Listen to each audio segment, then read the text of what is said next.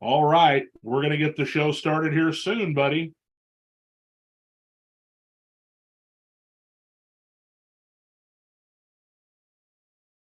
Hang on. You didn't have your timer ready. No, I didn't. It's all right. My computer updated on its Right. own. So everything was closed out because I kept it open on this site. Exactly. Yeah. There we go.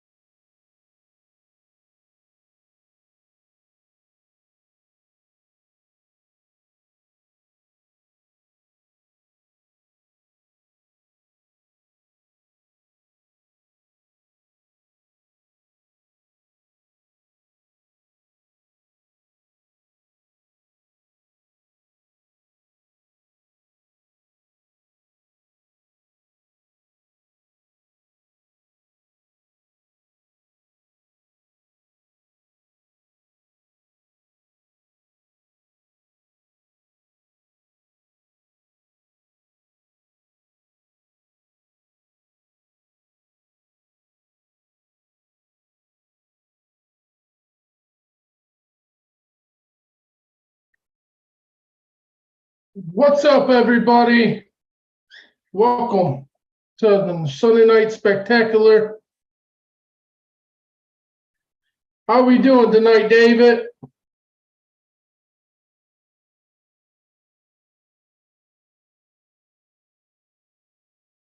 Got to make sure I'm not. I'm good, right? Yep, you're good now. All right. Well, I tried to tag as many as I could before we get going here. Well, it's another beautiful night here on the Sunday Spectacular. I was glad to have the week off this last week with Mother's Day, and we've got a lot to talk about. And unfortunately, we're going to begin with a death in the family. And that is the greatest player. They can debate all they want. He was the first one on the the 100 list. Ooh. And that's Jim Brown. It's a sad day. It's definitely sad to lose a legend like Jim Brown. So Jim Brown, was the first player that was selected to the NFL's 100 all-time team. Barry Sanders himself said he's the greatest running back to ever play the game. Of course, back in those days, he was known as a fullback. The fullback position has changed over years. It's gone from the main runner on a team to at one point being kind of a blocking back. Now they're almost like a tight end in the backfield at what they would call an H-back. And the halfback position is now the running back position. But, Jim Brown was more than a football player. He was an activist. He was an actor. But of anything out there, he was a leader of men among the African American population. And one of the greatest players of all time, no doubt about it, because of the way the league was structured back in those days. If he would have been able to make more money, if he could have had a little bit more say in what was going on, I think he may have played longer. But, he just didn't, because he had issues with ownership. Art Modell of the Cleveland Browns. And, but Jim Brown, 87 years old, one of the greatest players of all time, and I think it's important that we say something about it. Definitely one of the greatest of all time. Probably one of the greatest Cleveland Browns to ever play. There's no one like him. He's definitely a legend, Hall of Famer. I didn't hear you. What you say, David? I was turning my volume down on my phone. I accidentally had it up. Okay, because I caught that. I was like, what do you say? But no, Jim Brown, definitely a legacy player. And, he had a long life. 87 is pretty old. And, it's definitely sad to see somebody like that gone.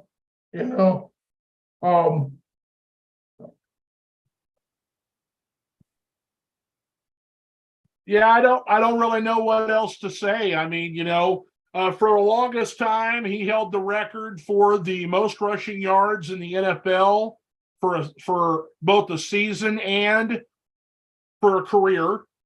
But, that was back when they were playing 12-game seasons and then 14-game seasons.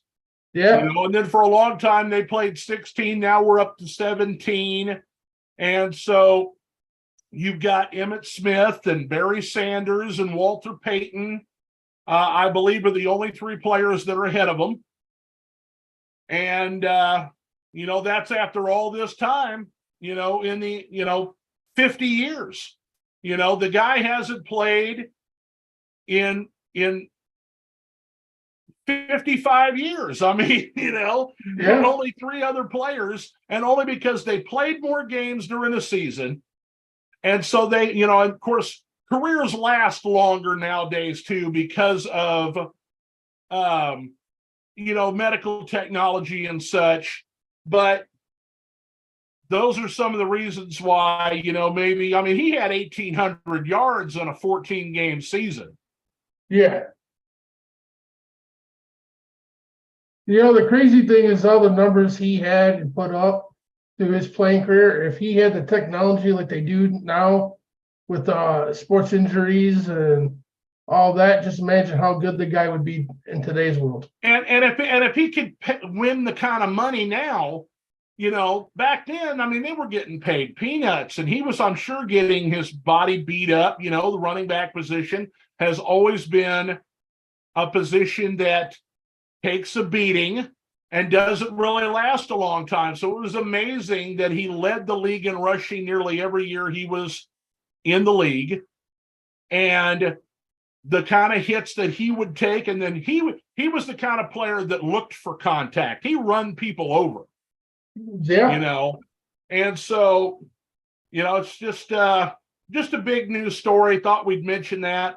And from there, I'm going to divert the show a little differently than normal, because I have grievances. Davidson, and so I got some things. I've got some grievances that I want to talk about.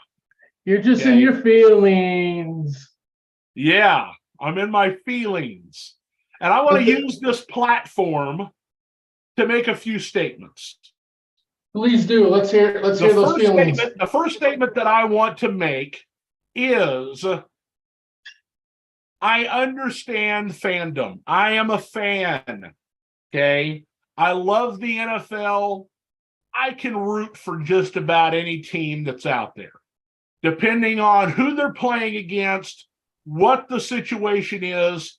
I play fantasy football. So I've got a stake in almost every game that's being played because I have multiple teams, dynasty, single season, you name it. I've been called a lot of things because I have two teams that are my main teams. I have an AFC team, the Kansas City Chiefs. I'm not a bandwagon fan. I was born and raised in Kansas. We watch the Kansas City Chiefs on TV. That's our team. My other team, I come along naturally from. In 1995, I started rooting for the Minnesota Vikings in the NFC. The reason why is because the two games that they always show on television here in Kansas are the Kansas City Chiefs in the AFC and the Dallas Cowboys in the NFC. Now, when they fired Jimmy Johnson, that pissed me off. And I was like, I'm not a Cowboy fan anymore. I'm mad at Jerry Jones still to this day. They could have won 5 Super Bowls, maybe even 6, if Jimmy Johnson had been there. You know, the whole time, the duration of the Troy Aikman, Michael Irvin, Emmitt Smith days. And, you know, they go with Barry Switzer, who was not an NFL coach. And that's the reason Troy Aikman retired, because they just kept going to these no-account coaches. There was no accountability on the team. And still like that to that's this another day. subject. That's another subject. What I don't like is I don't like people out there propping up their teams with bullshit. Okay? I don't like it when they try to make it out like their team is greater than God or they did something fantastic or better than somebody else and use basically false information or questionable facts in an effort to make their team look good. And so I'm going to show you this this meme, that's what I'll call it, from Facebook. After I get rid of this one here. Oh, don't do it to me. Of course, my wonderful computer is going to act up. I'm froze, ain't I? No, I'm not froze. you're not froze. My screen's dead. That's weird because you're moving. I can see you clear as day, and you're coming through the live stream clear. I clicked on too many things at once, and now the screen's dead. Which means I can't click on things so that I could show them to people. So you'll have to bear with me for just a second while I reload everything. And I'll be right back. Take your time, buddy. While Dave takes a minute to get his stuff straightened out, we're going to talk about propping teams up. Everybody's doing it. I see a couple teams talking some smack. You know, the Bear fans, they've been pretty active. I think they're a little crazy. The Vikings fans too. Viking fans, I've seen a couple posts that just blew my mind that these fans think. I like to talk real shit, real football. You know, everybody knows me. I'm pretty honest. Like, this is the first time I do expect the Lions to win the division. It still might not happen though, because I know my team's a young team. But right now, going into this season, the best team on paper in the North is the Detroit Lions. Now, Minnesota, yes, they won the division last year. But let's be honest, They didn't do it convincingly. With cap trouble, and it's a situation going on, I think they lost some steps. Reports Cook's not even going to be on their team.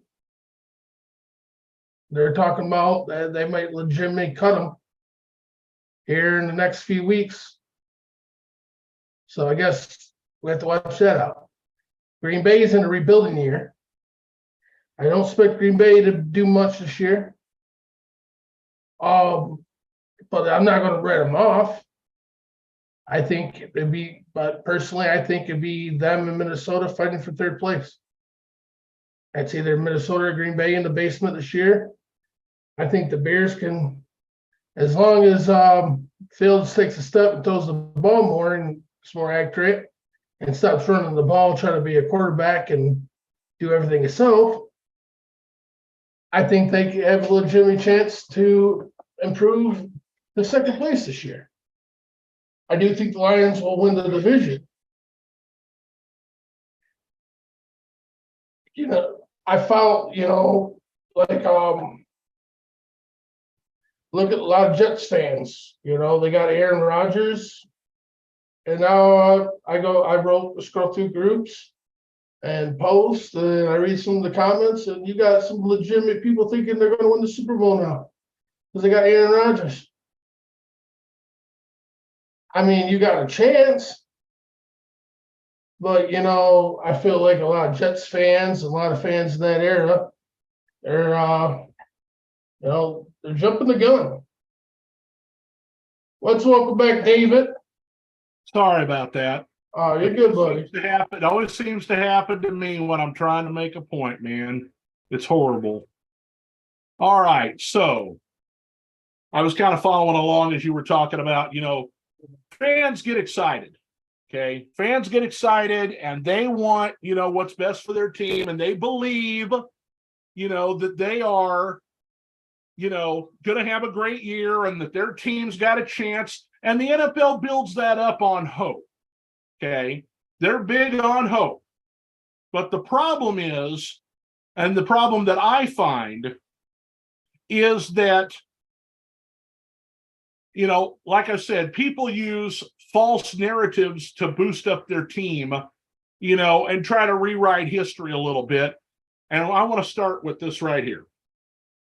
Hey, did you know the Ravens are the only franchise to win a Super Bowl in their first 4 years? Did you know that? Because that's not true. No, it's not. Because first of all, the franchise existed as the Cleveland Browns prior to moving to Baltimore. Okay? Yes, they had to leave their history behind, but I'm not going to pretend that the organization as a whole did not exist. Okay? All the players that were drafted by the Cleveland Browns moved to Baltimore unless they were free agents and got a chance to leave. The front office personnel, yes, they had to change their uniforms, and yes, they have to go by a new name, and yes, they have to do. The Baltimore Ravens are the old Cleveland Browns, and they always will be. Okay? Exactly. Now, they can be the Baltimore Ravens, and that's fine. I rooted for the Baltimore Ravens to win the Super Bowl the both times that they have been there. Okay? But I cannot allow, in my mind, someone to create a false narrative like their team did something so spectacular when it's not true. Okay? So I had this fight online with the dude that put this up, and I want to use this platform to say, your franchise existed long before they moved to Baltimore. They used legal terminology to avoid multiple lawsuits by the city and by fans to get out of, making it seem like they had moved the franchise when in fact they moved the franchise. And so that's the problem that I have. I know it seems like a simple no account thing online. People put dumb shit all the time, but this bothered me, and I want to know what you think, Chris. I agree with you. See, to Yeah. me, is I understand they're the Ravens. So maybe if this meme says, did you know that the Ravens won a Super Bowl in the 4 years of becoming the Ravens? That meme would be legit. Yeah, but they're trying to say, if you read it, it No, I says know. the Ravens are the only franchise to ever win a Super Bowl in their first 4 years as being named something different. Is that what they're trying to say? Because this makes it seem like the franchise just appeared out of thin air. The Cleveland Browns, when they came back, had an expansion draft. You don't have an expansion draft for a team that still exists. 100%. So there's my first grievance. I totally agree with you. Second grievance, okay, my second grievance goes directly to the fans of my Kansas City Chiefs and the people that are around that organization, or that, have fun things to put online.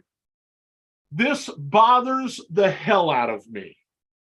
It's the same kind of crap that we go through all the time as everybody's sniping at each other of who's the best basketball player of all time.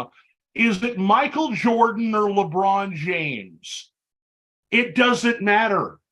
They're both great players, okay? And so we have this all the time, because he's chasing Brady. He's going to make it, okay? Patrick Mahomes is the greatest quarterback since sliced bread. Now, I love our quarterback, okay? Tom Brady had a great cast of characters around him throughout his time with New England, okay? Yes, a lot of them were Pro Bowlers.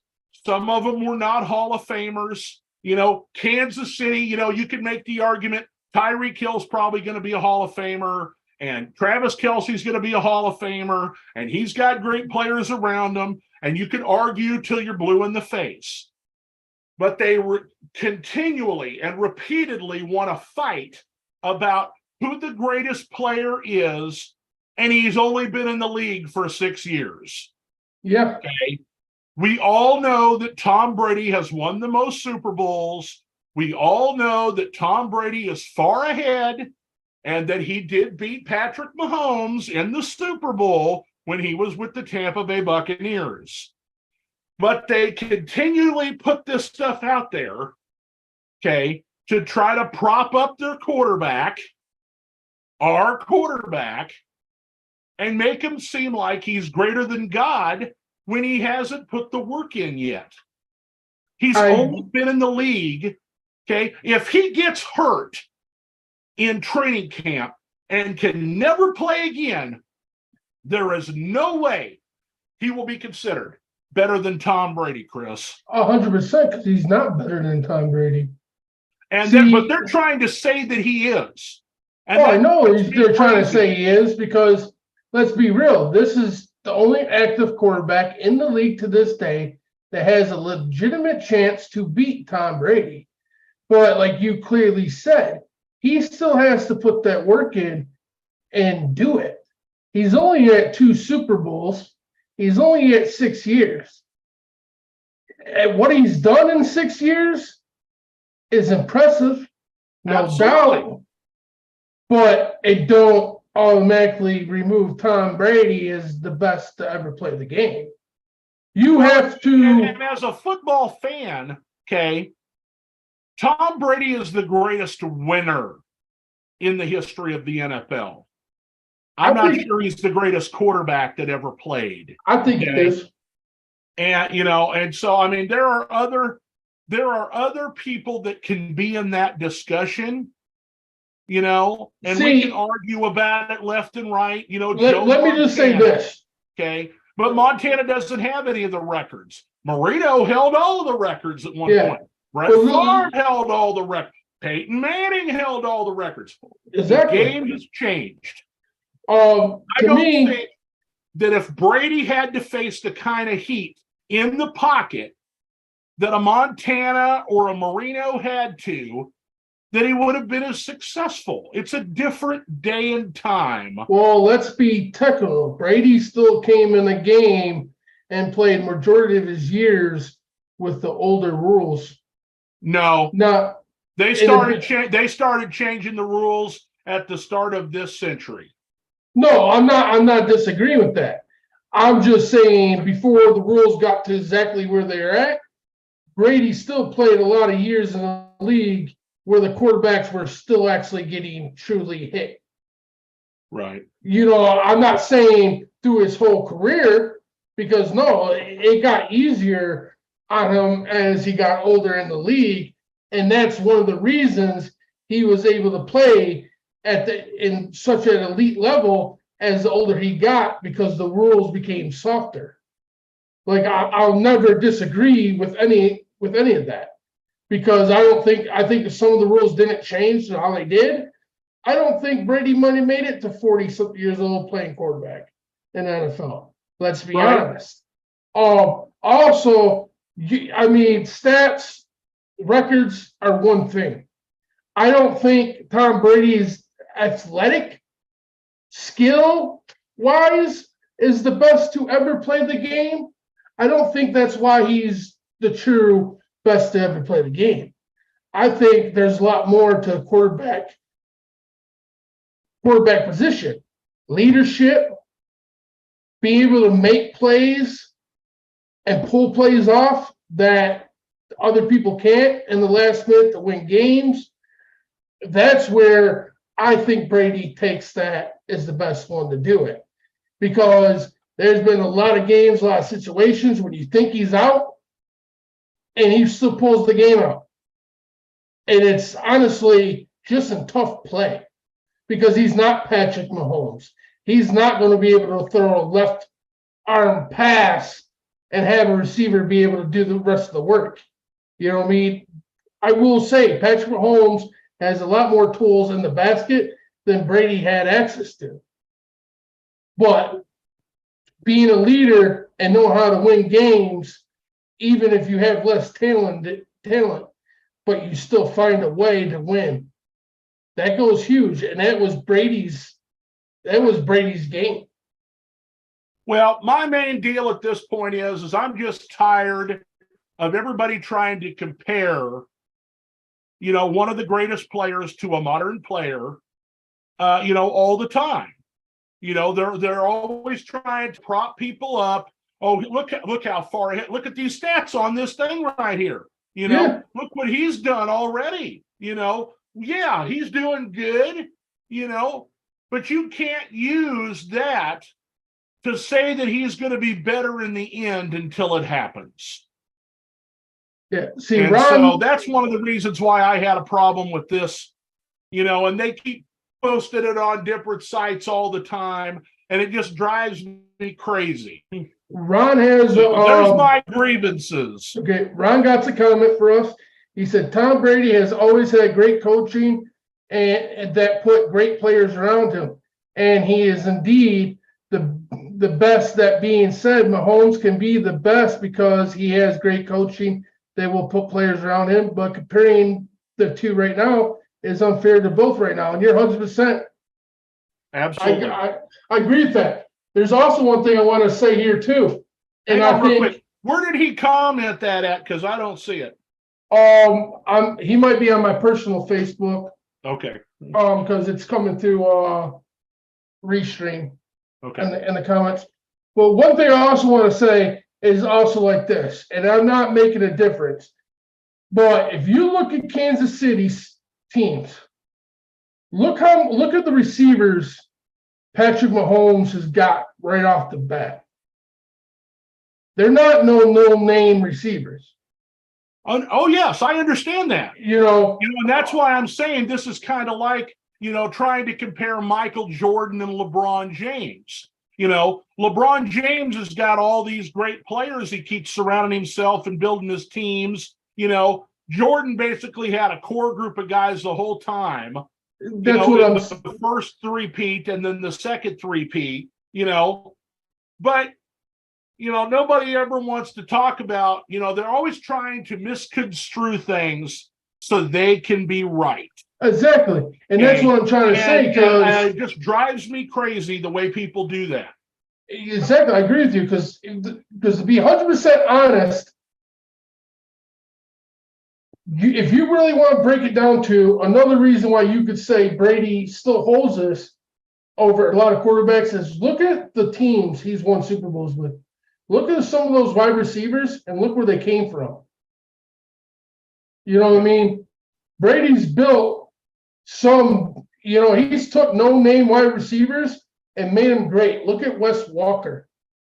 Yeah. Look at what's his last one? Just retired. You got Julian Edelman, Danny Amendola, Troy Brown, Deion Branch, all of those players. Now he did have Randy Moss, and that's the year that they went undefeated until they got to the Super Bowl. And what did they do? Choked. The one championship New England tried to buy, they choked in the Super Bowl against the Giants. Well, I wouldn't say they tried to buy it. They had some really good players on. I understand that, but how I say they tried to buy it is when they got Randy Moss. Because that team was already winning Super Bowls. Because everybody thought he was done. Yeah. Because of Oakland. Yep, I called it. I knew it. I said New England's going to buy a Super Bowl. They're going to the Super Bowl since Randy Moss. Since Randy Moss went there. And I didn't expect them to go undefeated, though. I did not see that shit happening. Right. But I thought Baltimore had them. I thought Baltimore had them that season. I was watching. It was either a Sunday. It was a primetime game. It was either Sunday or Monday night. And I thought Baltimore had them. And they made a mistake and shot themselves in the foot. And New England ended up winning the game. And I'm like, come on, anybody beat them, because I didn't. Didn't it come down to like a bad call or something?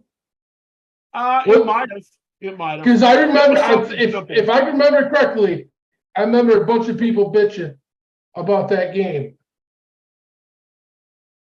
Ron said, if you list the players the Patriots have and the management has always gone after players other teams think they might be washed up, but they always pick smartly. Oh, absolutely. 100%. Absolutely. Corey Dillon, for instance, and I'm trying to think of some other players off the top of my head, but I mean Moss was an indication. Shit, New England did it to us with Junior Seau was in Miami, and they're like, let's bring him in, so I mean he was somebody that they went out and got. I think Rodney Harrison, they thought he might be done. Hell, he played great. Yeah. I mean, shit, look at what's his name they took? Blunt. Yeah, LeGarrette Blunt. Because who did he play for before New England? Was it Tampa? Steelers or Tennessee? I think he moved around a lot. Because I know the last team he played before he went to New England, he got let go because he got a few fights in training camp. I think he punched a couple people in practice. That was when he was with Pittsburgh. He left and went to Pittsburgh and then ended up going back to New England. And then he finished, I think he finished his career. I could be wrong, but unless I'm thinking of somebody else, I thought he played for Philadelphia. Him and both Howie Long's son both played for New England the year before, and then they played for Philly the next year and got back-to-back rings. Yeah, because Blunt was with the Eagles when they won the Super Bowl against New England. Him and Jay Ajayi were splitting time. Yep, and then he came to Detroit for 1 to 2 years. And then he left and went somewhere else. I don't even remember that. Yeah, he met Patricia bring him in. New England experiment. I mean, he played decent for us. Okay, so let me find this here because you said you've got to you want to hit me up here. So let's start out with um. Let me make sure this is right. Yeah, Ron just made a good point. The New Patriots stole Van Noy from us because we let Van Noy go because he wasn't working out in our scheme. And he went down there and won a few Super Bowls with New England, made us kind of look stupid for letting him go. And then even Tavai, one of our other linebackers that they drafted, he's had pretty solid couple years in New England now in their scheme. So they do it a lot. They're still doing it with these players. All right, so to set you up, because you say you got some things you want to talk about the first game, I'm going to show you the Sunday night schedule, which includes the kickoff game between your Detroit Lions and my Kansas City Chiefs. Well, I had something all planned. Unfortunately, I didn't. I got caught up at a party today. Did not make it do exactly what I wanted to do. But don't worry, I know exactly what I want to do, and I'll get you after week one. Okay. Well, but I do got a lot. I do got a lot to say. Well, talk about it at least. Come on. Here we go. I do want to say it's about motherfucking time that the league gives some damn respect to the Lions. And granted, did we earn that respect? Yes, we did now. But, I understand the Lions have not been a good team over the past years, but we're always the team that always got screwed up. We got one primetime game guaranteed for pretty much my whole life was Turkey Day. That's it. Other than that, we were lucky to see a Thursday night game or a Sunday night game. And if you gave us a Monday night game, hell might have froze over. But this team this year has 5 primetime games. And the first game we get is the defending champions. Opening night to kick the season off. First time in my life I've ever seen the Lions play the first game of the season. And I'm ready to go to Arrowhead and smack you guys around and show the world that we're not fucking around. Because win or lose week one, I guarantee you this. It's going to be a close game, and Patrick Mahomes is going to have to fight for every inch he gets. That's fine. That's fine. You can talk it up all you want. All my players are already backing me up. Here's my expectations for the game. Realistic expectations. I think that both teams will come in and will put forth a great effort. Both teams have and will have a lot of new faces on the defensive side of the football. Yes, we do. Detroit was not good defensively last year. They gave up a lot of points to a lot of teams, while they scored a lot of points, and that's why they had about a 500 record with the 9-8 season. You had a winning season because the offense was better than the defense. Kansas City, on the other hand, won the Super Bowl. Now, they're playing at home. It's going to be banner night. They're going to have the flag coming down, with all the info on it and stuff. And, the crowd's always crazy at Arrowhead. The Detroit Lions have not played at Arrowhead Stadium in 20 years. Okay? 20 years. Because they've always been low, and the Chiefs have always kind of been, either middle to high. And when the Chiefs were down and low, those were the years that we played your division, and we ended up going to Detroit instead of Detroit coming to Kansas City. Yep. And so I think with the home field advantage, I think that a team that really knows itself probably a little bit better than Detroit does. They're still a young team, and they're up and coming. You could say it'll be a close game. I think Kansas City wins the game by 2 scores. I don't think we lose by 2 scores. No way. I mean, it's possible, but you got. See, this is the thing. What I love about the Lions is they showed it. They showed it last game, last season against Green Bay. All the talk that Green Bay was just going to beat us in Lambeau and go to the playoffs. Detroit this, Detroit's up and coming, young. We did not only go beat Green Bay in the last game, we demolished them the last game. We sent Aaron Rodgers. I think you have a little bit of fans' amnesia because it took a turnover on the last drive to secure the victory. You didn't kill them.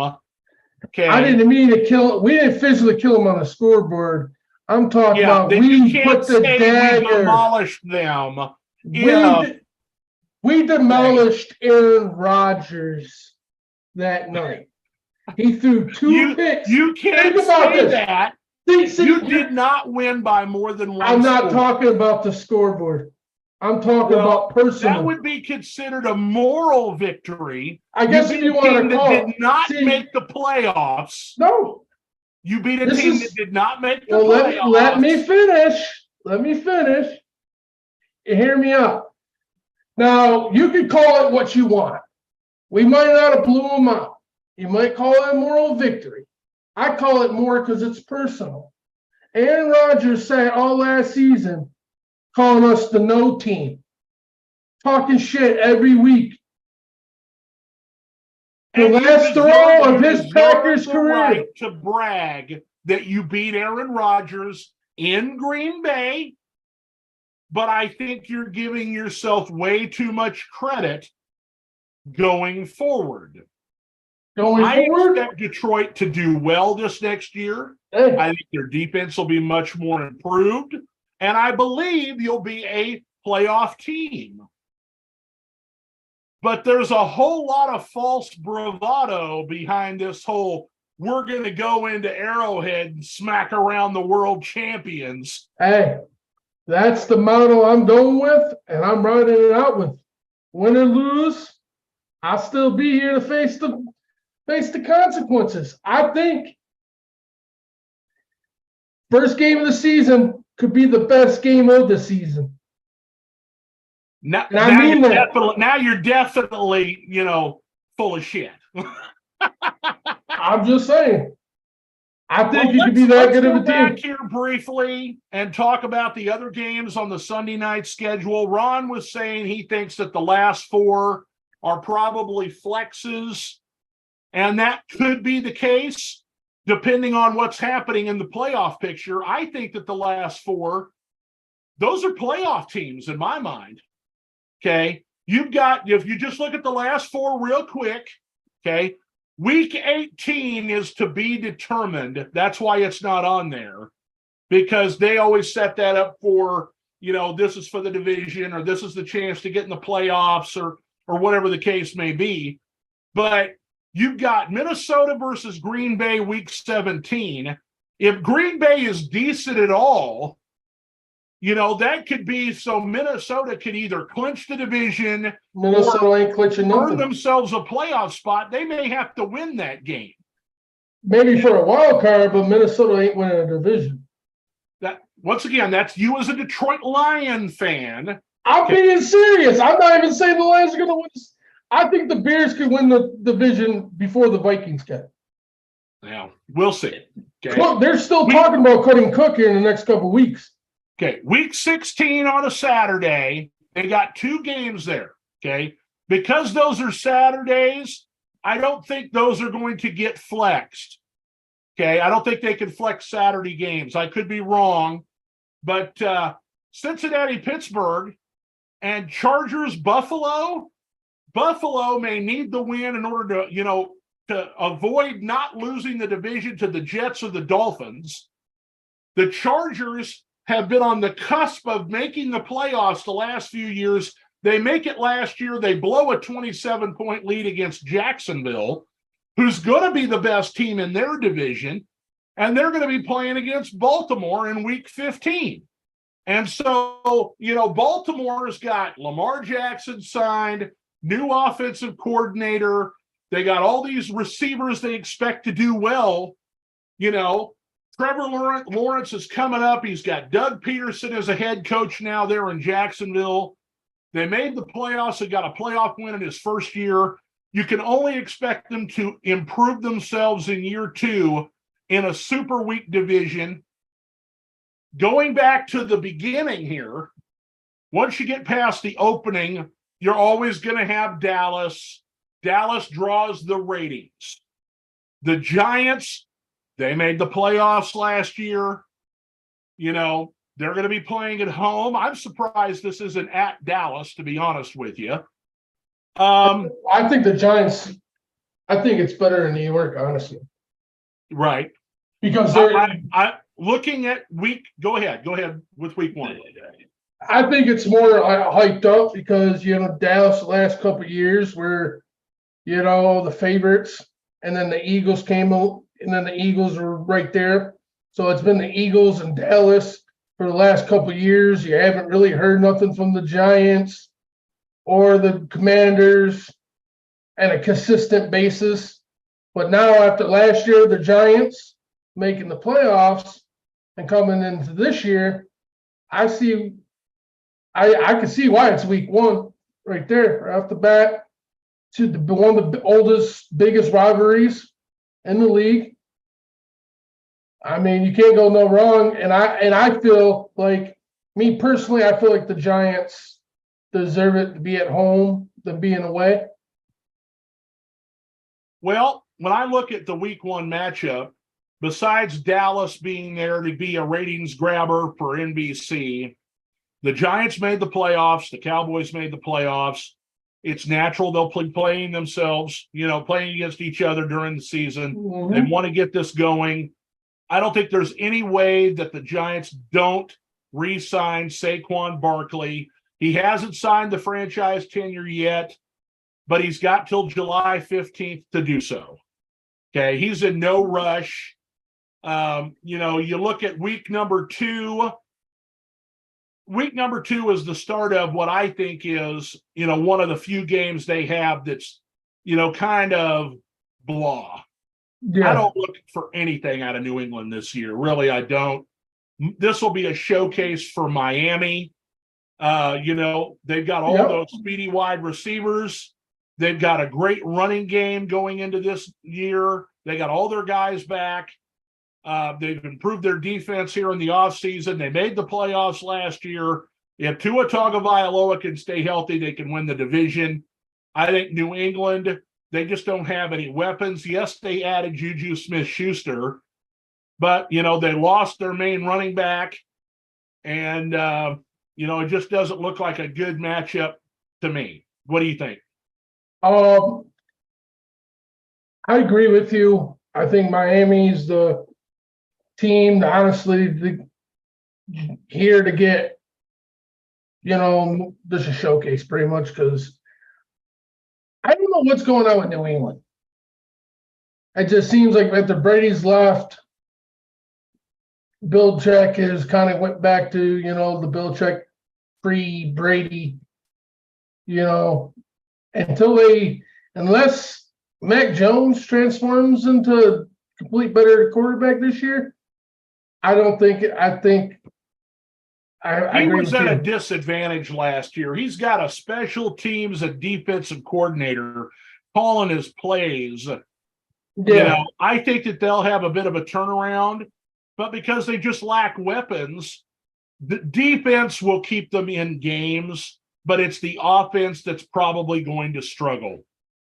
Well, we'll see definitely week 2. I mean, there's always a chance maybe with the new OC calling plays, Mac Jones could be a better quarterback. We might see the real version of Mac Jones this year.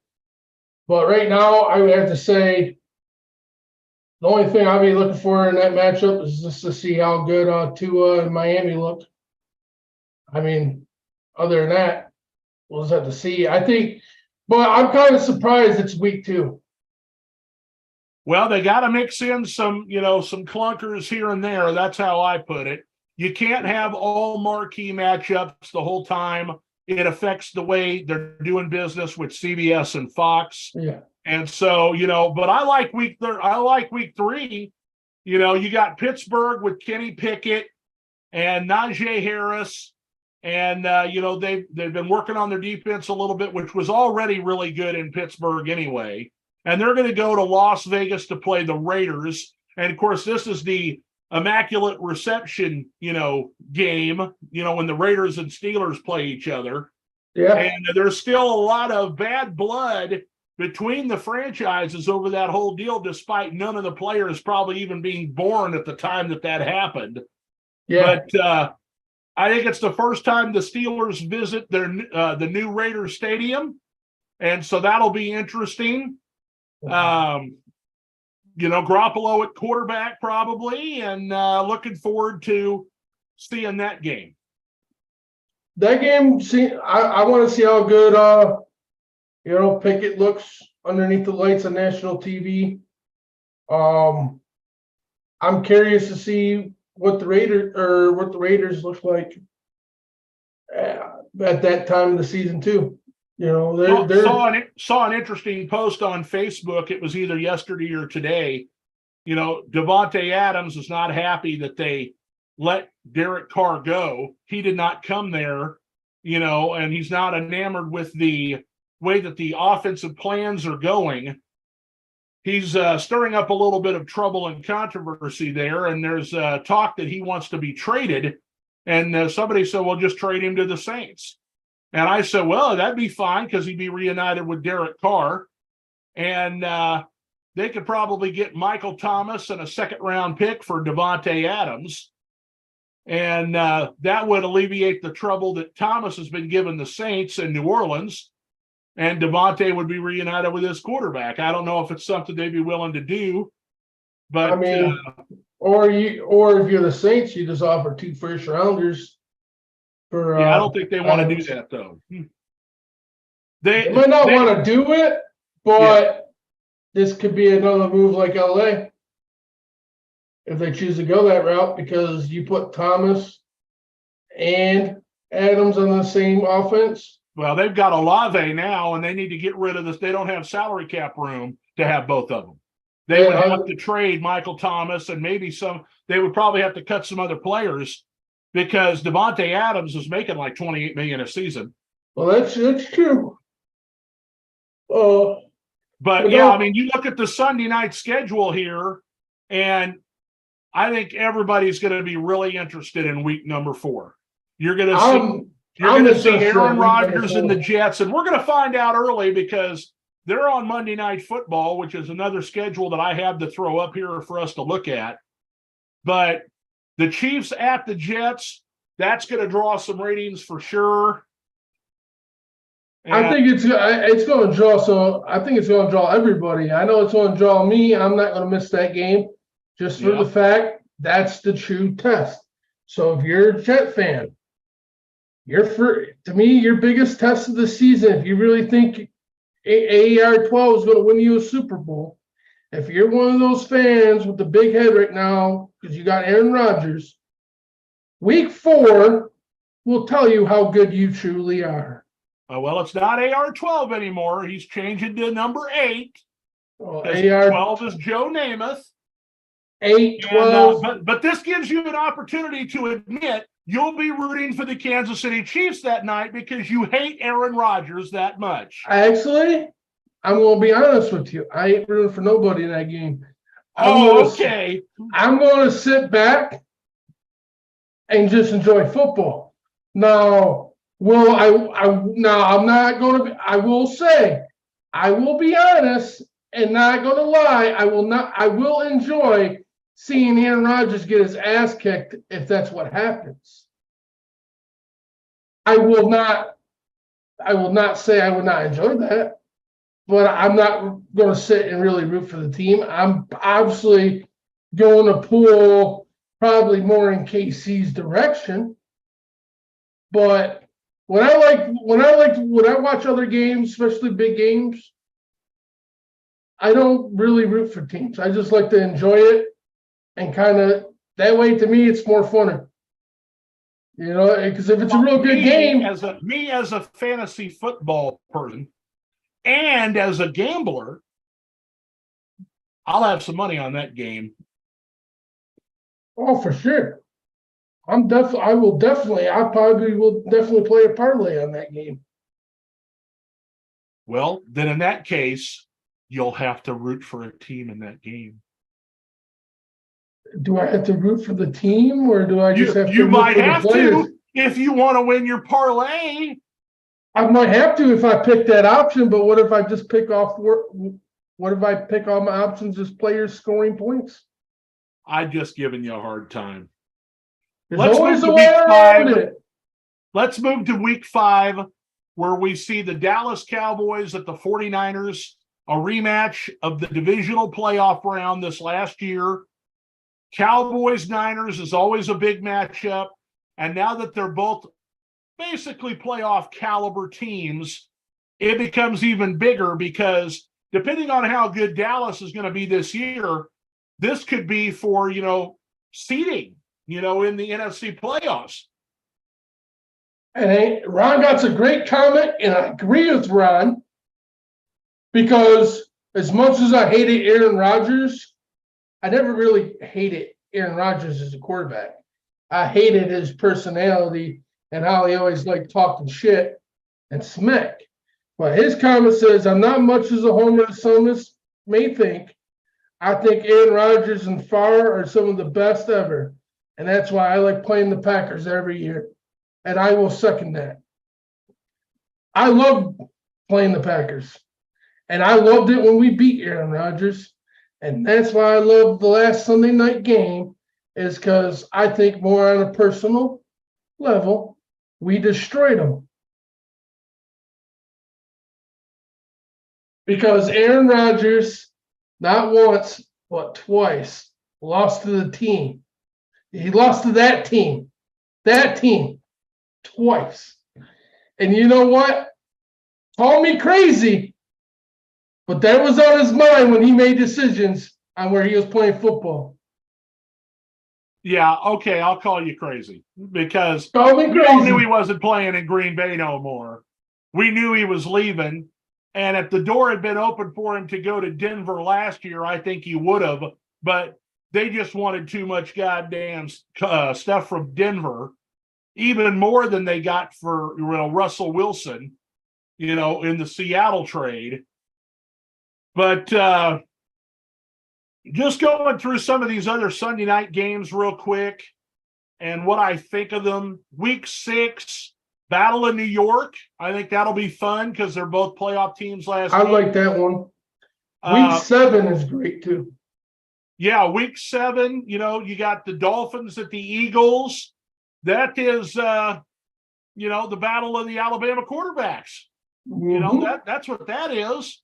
That'll be fun. In week 8, I guess it just depends on how good Chicago is doing. Yeah. I think they're going to be much improved with the receiving core that they have if the offensive line can hold up. Yeah. But they're playing at LA Chargers. I think it'll be one of those situations where there's more Bears fans in the stands than Charger fans for the Sunday night game. And they got a chance to win that one. Yes, they do. Then you got the week 9, Buffalo versus Cincinnati. Absolutely. I think that's kind of basically, I would say, almost trying to rematch the game that got canceled last year. Plus, both teams I expect to be playoff caliber teams. My verdict also on week 8, sorry about the Bears and Chargers.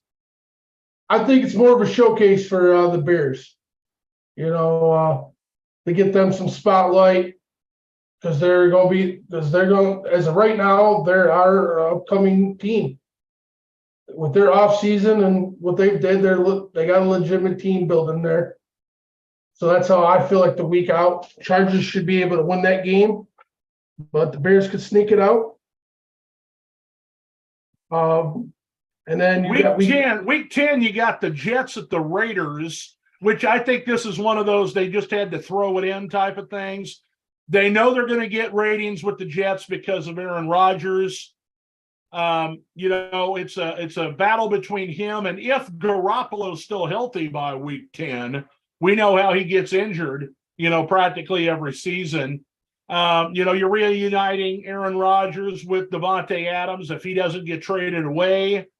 And, there was some talk that it was between the Jets and the Raiders for where Aaron Rodgers was going to go. So that adds some spice. Yeah. Could be some softy feelings on that field that night from both sides. I'm kind of, obviously he plays offense, but I'm kind of see if at any point in that game, if Rodgers and Adams have any type of words. I'm kind of curious to see how that game's going to go. But again, they both play on offense. They both play on different teams. So there might not be no altercations. But I kind of week 11 is kind of a sneaky good game. And the reason why I say that is because the general manager and some of the support staff and the front office all came from Minnesota. They didn't get the job in Minnesota. They had to leave and go to Denver to get the job. And then after they left, everybody in Minnesota got fired. Yeah. And they brought in a new general manager and a new head coach. And, you got Kevin O'Connell, the head coach there in Minnesota, is a disciple of Sean McVay. They're running the Rams-style offense. And it's the same offense that was being run when Kirk Cousins was in Washington. And I know Kirk Cousins gets a lot of grief because they can't seem to win, the bigger games. They can't seem to win, the primetime matchups. And in this matchup, they're going to Denver. I expect Sean Payton to make a world of difference for the Denver Broncos offensively. He will get Russell Wilson straightened out. And if Russell Wilson isn't the guy, he'll replace him with somebody else. And I think this could be like, midway through the season type of situation where he's decided one way or another. If they don't have a winning record by week 11, I think Russell Wilson could be out in Denver. I agree.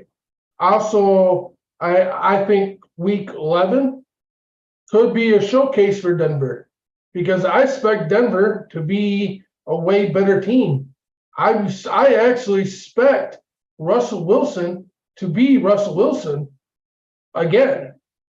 I think the guy calling the plays, the head coach last year, I think he was a problem in Green Bay with Aaron Rodgers. I think he held Rodgers back a lot of those years. But the thing is, problem with Rodgers, if you become real good friends with Rodgers, he doesn't give a shit. He wants you there because he's going to be the offensive coordinator for the Jets. So we'll just have to see how that relationship works out.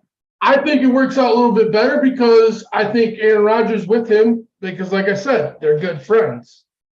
So I believe that's why it's so much easier for Aaron Rodgers just to change plays to plays he knows is going to work because they're so close. They don't butt heads over that, if that makes sense.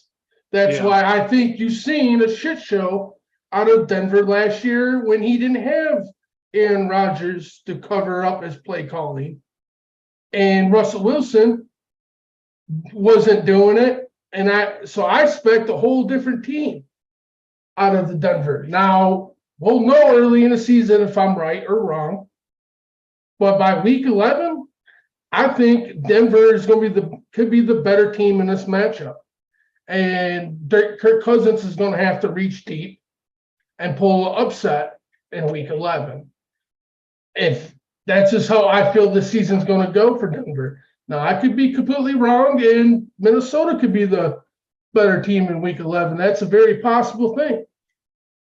But I'm excited. That's one team I'm going to pay a lot of attention to is the Broncos this year. Yeah, staying in week 11, you go to the Thanksgiving game, and this is a divisional rivalry. Both teams played each other in the playoffs last year. You got the 49ers at the Seahawks. The biggest thing for San Francisco, for me, is who are they going to go with at quarterback? You know, if Purdy is not ready to go, I think they go with Sam Darnold. I don't think they have a lot of faith in Trey Lance. I would be surprised if he gets very many starts this season. I think they'll go with a guy who the entire team thinks of as the leader in Purdy, or Darnold, who's got more experience than the both of them combined. And so that'll be interesting. Geno Smith plays really well for Seattle. He played good and into a contract for him this last year. Could be a defensive battle in that game. But both teams are going to run the football. Seattle picked him up another great running back in Zach Cabernet out of UCLA to team with Kenneth Walker III. And, of course, the 49ers got Christian McCaffrey and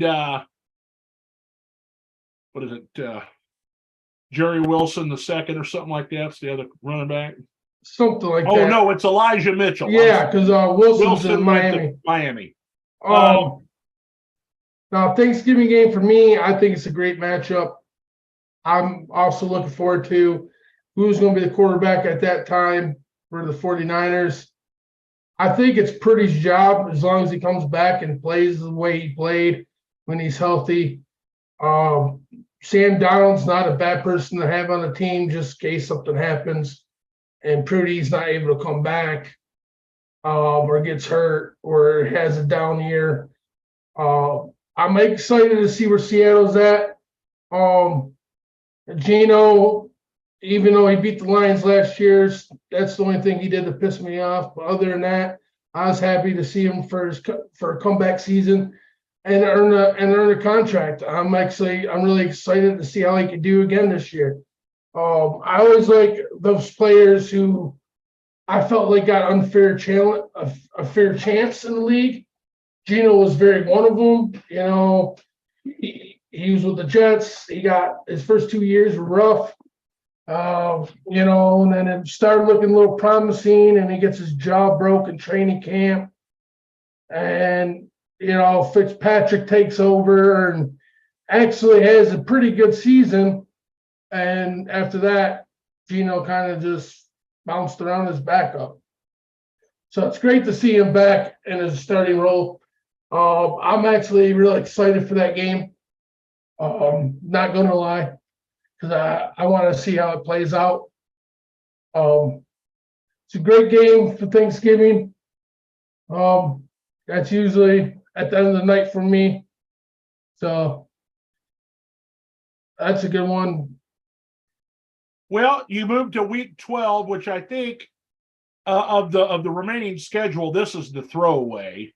But it's an obvious opportunity here for Lamar Jackson and the Baltimore Ravens to show who they are. They got to go to the West Coast and play at the Chargers. The Chargers are still expected to be a pretty good team. You know, they have some deficiencies defensively, even though they have a defensive head coach in Brandon Staley. And so, you know, that one there, kind of, you know, an opportunity for one of those teams to take the bull by the horns, as it will, as they head down the stretch. You know, that could be a playoff seeding situation, or it could be a showcase of, hey, this team is so much more better than the other one going forward. Yeah. Then you got, you know, week 13, and I'm going to backtrack here just a little bit.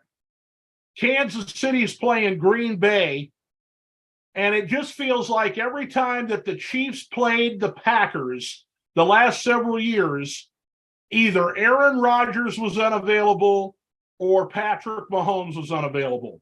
Well, they got the Chiefs and the Jets in week 4, and unless somebody gets hurt early in the season, they're finally going to face off in a real game, in week 4. But, we've already seen Kansas City play against a Jordan Love-led team during that year that, Aaron Rodgers wasn't available. And so we've seen him play against the Chiefs. He had Devontae Adams. He had Aaron Jones and those other guys. And although it was at Arrowhead and the Chiefs shut him down, the offense for the Chiefs didn't play very well in that game either, possibly due to good defense by the Packers. But I think this hero is a kind of a matchup that they've been looking forward to showcasing again. It just turns out that, Aaron Rodgers is not going to be part of it, and they're going to see whether Jordan Love can be a star in Green Bay. Same. I think it's more, I expect KC to honestly go get an easy win. But depending on how that defense is, depending at the weather at Lambeau. Well, it's only week 13, so what you're looking at late. That's going to be the first week in December. And December. I think that there could be some snow on the ground there, but it has not really, in my opinion, it has not been a lot of heavy snow until January. Yeah, over the last couple of years, so they'll probably get away with that. Moving to the last one that we could talk about, because we really already talked about the last 4, and that's the Eagles and the Cowboys. And, of course, that is Dallas brings in the ratings. Philadelphia is the big dog in the NFC East after making it to the Super Bowl last year. The two teams square off in Dallas, probably playoff spots on the line in that game. The last couple of years when they played each other late in the season, sometimes it's been for the division. Now, it didn't work out like that last year because there were a couple games back, Dallas was. But Philadelphia's got a really tough schedule. And if they take some lumps and Dallas gets a few easy victories along the way, they could have tied records going into that game. Yes, I actually like this week 14 matchup just for the fact that I expect that game to mean a lot in that division. That division always comes down a lot to the last few weeks of the season. So I expect week 14 to be a lit matchup once again, and between those two teams. The division could even be on the line in that game. Going to move to the Monday Night Football schedule, which is formatted a little differently than what we've been looking at. I got this off the internet here. But I think it's still important to showcase these primetime matchups because everybody's going to get a chance to see these games. We talked about, the Buffalo Bills are going to be playing at the Jets right out of the gate. Here's what I don't like about the Monday Night Football schedule.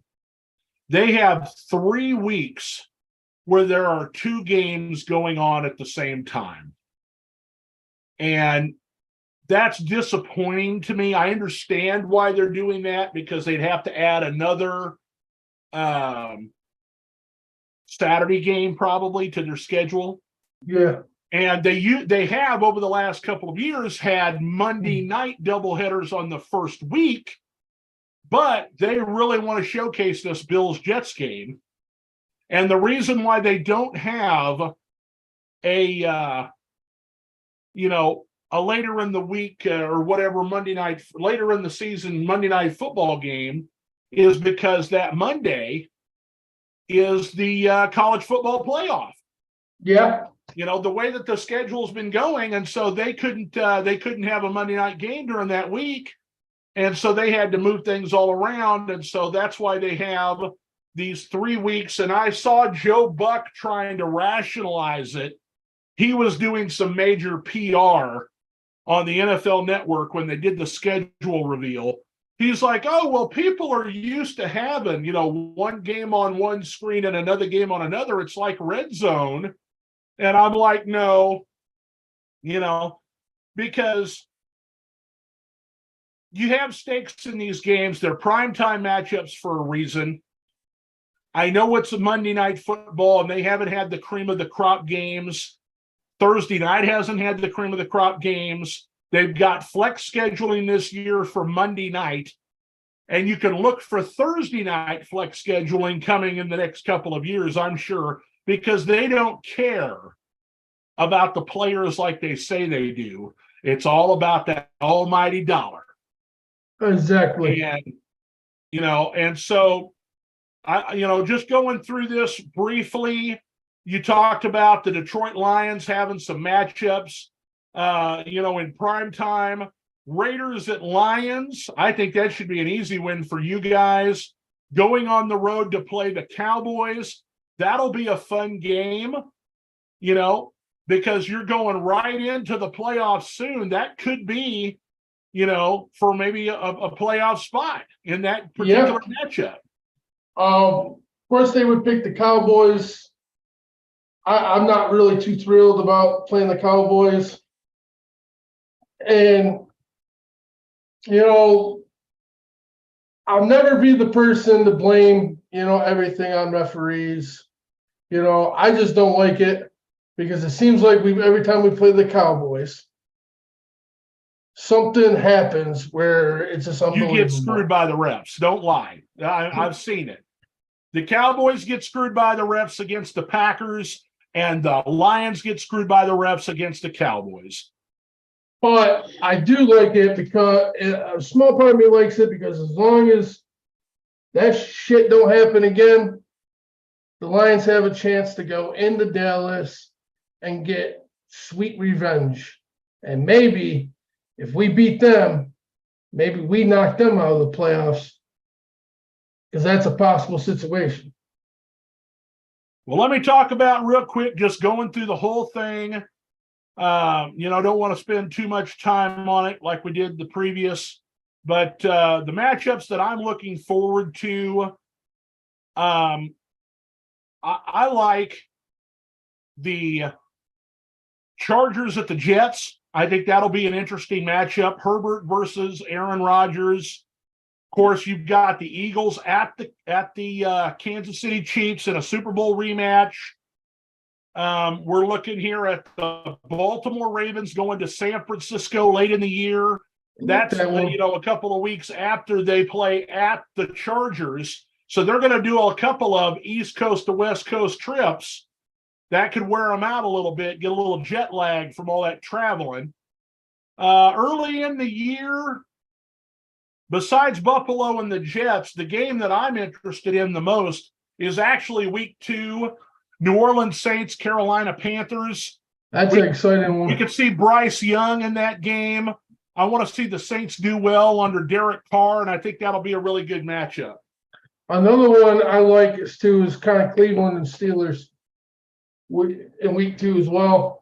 You kind of get to see how far Cleveland's came and see how good the Steelers are. A division battle early. I like it. Yeah. I mean, they've got quite a few good matchups, but, I didn't want to, just talk about each and every one of them. One of the ones that you'll probably be really interested in is the Denver-Buffalo game, especially if Sean Payton and Russell Wilson are gelling. I'm of the opinion that Buffalo is going to take a step back this year.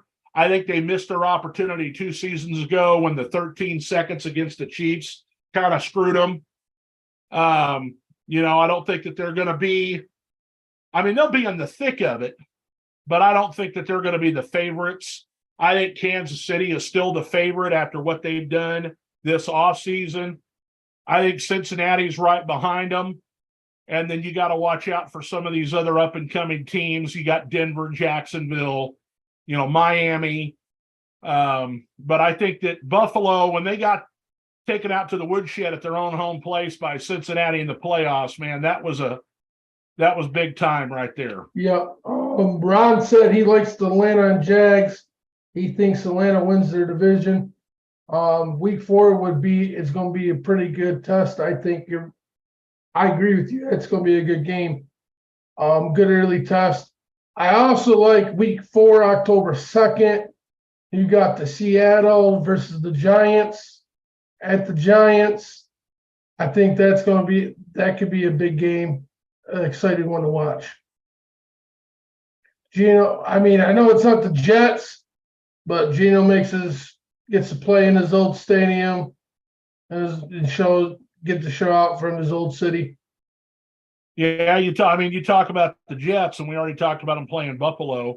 They play the Chargers, and it was one that I had mentioned earlier. But the Chargers also get another primetime matchup when they get Dallas in LA. So that'll be interesting. Yep. There's several of these games that, I would consider kind of throwaway games. Chicago, Minnesota, I don't think that'll be exciting. Tennessee, Miami, that's not exciting. Kansas City should easily go into New England and stomp them. Packers, Raiders, that's another throwaway. Unless both teams shock the world. Now Rams Bengals, rematch of the Super Bowl 2 years ago. That's a game that could have a little spice to it, but they're in Cincinnati, so that'll be fun. And we don't know what the Rams are going to look like this year. I'm of the belief that they'll be better than last year, but not as good as the year before. And so that could be an interesting one. But that's one of those ones where they got 2 games playing at the same time. Luckily for me, and I know I was bitching about this because I know it affects other people. I got Hulu, and I got 2 screens for Hulu with live TV. And so I can watch the big screen and have the laptop on my lap, and I can watch both games at the same time. But not a lot of people are as fortunate to be able to do that. And I think that the NFL is making a mistake running these 2 games running at the same time on Monday football. See, my thing is, I like it. I do. I like instance okay, I kind of like it like instance. I'm going to use my grandfather as an example here. He's a big Red Wing fan. But since the Red Wings been sucking the last few years, this year is probably the best year in the rebuild since we've been rebuilding. But the other years were bad enough that we were last place team multiple years.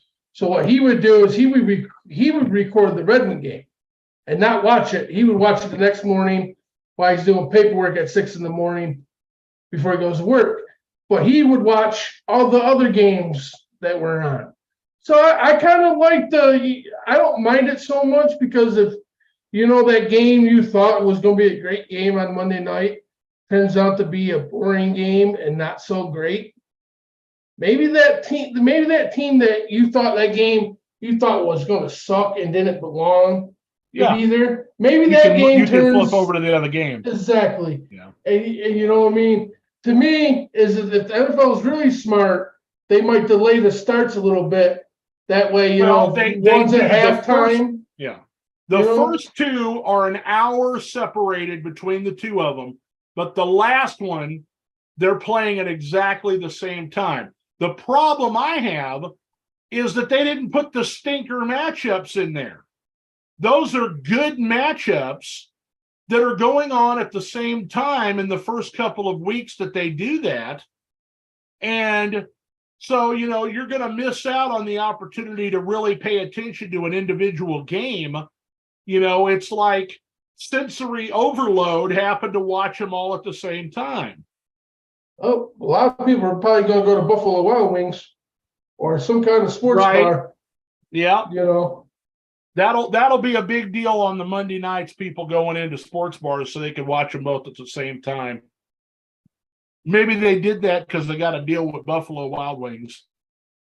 Yeah, you never know. Well, I'm going to move to the Thursday night games now, and I think we can go a little bit more in depth on these.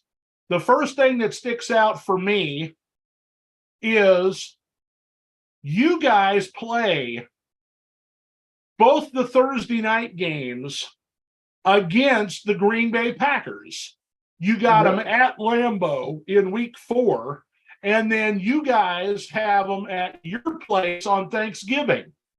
So, you play them both times on a Thursday night. No, we don't get them a Thursday night. We get them a Thursday afternoon. It's Thursday on Thanksgiving. Yeah, because we always It's play at the still a noon slot. Thursday. Yeah, still Thursday, but on Thanksgiving the Lions have always played at noon, and I don't ever see that changing because it's always Detroit, Dallas, and then whoever plays the night game. Yeah, and they just started the night game about 7-8 years ago. Yeah. And, I seem to recall that sometimes Dallas played the early game and Detroit played the afternoon game. Maybe when I was younger. Don't they? No, the last few years, no, as long as I remember, we've always been the noon game. Dallas used to always be the 4:00 game because they're on Central Time out there. So they've always got the 4:00 Central Time start. And then usually the Lions would play at noon. Our game would be over by 3:30, 3:45.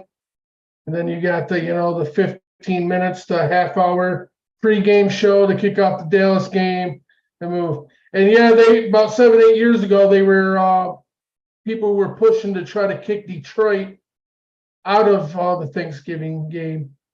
But when it came down to the Fords, the Fords told the league, and they had every right to say, how the hell are you going to kick us out? Because us and Dallas are the ones that started this. Because technically that's true.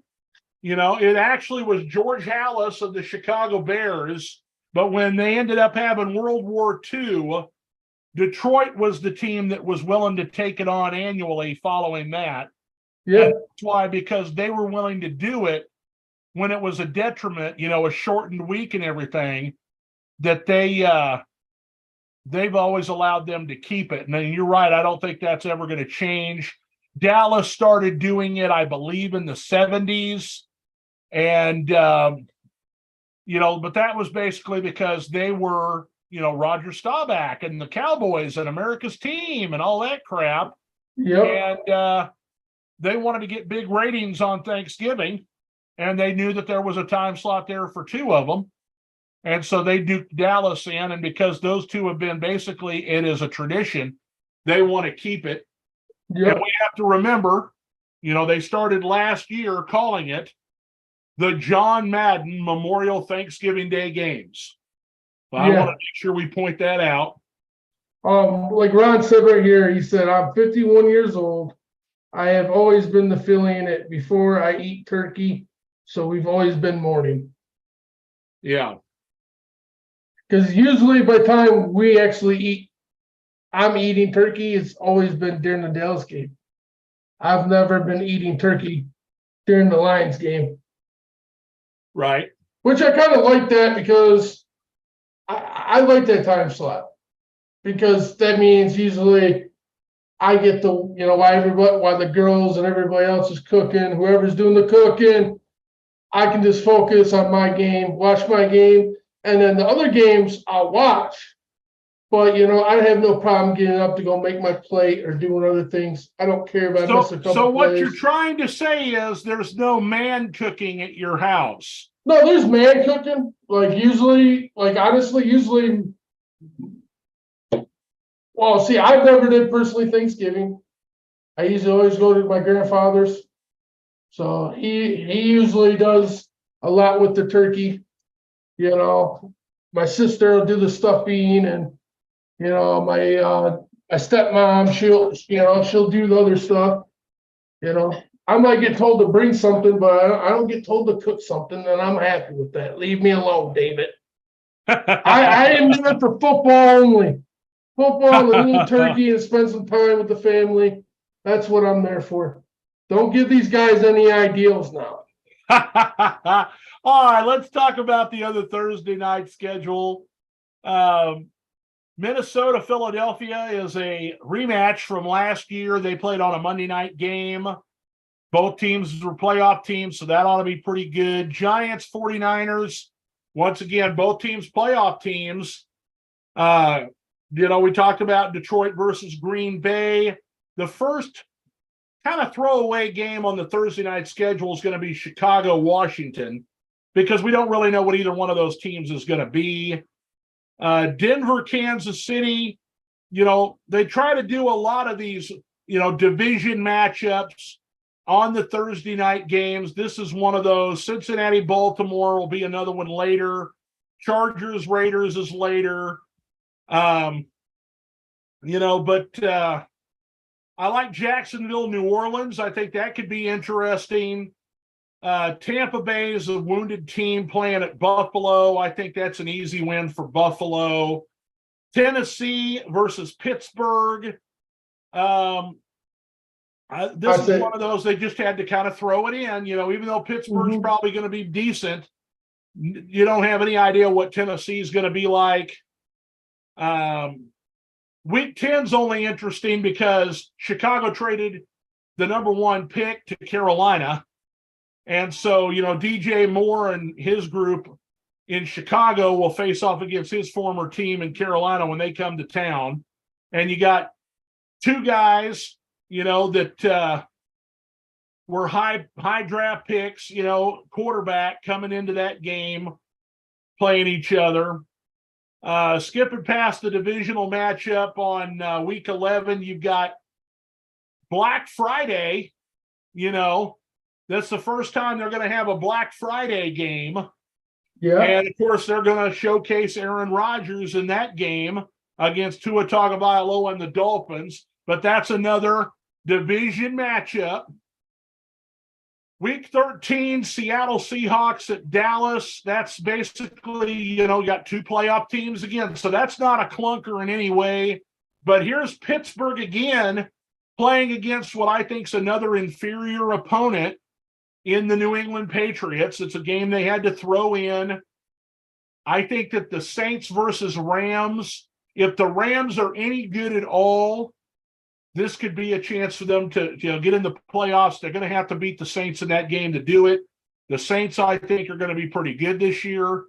And then, week 17 is Jets Cleveland. It's just another game that they're kind of throwing in, but you've got Aaron Rodgers. They know it'll draw ratings.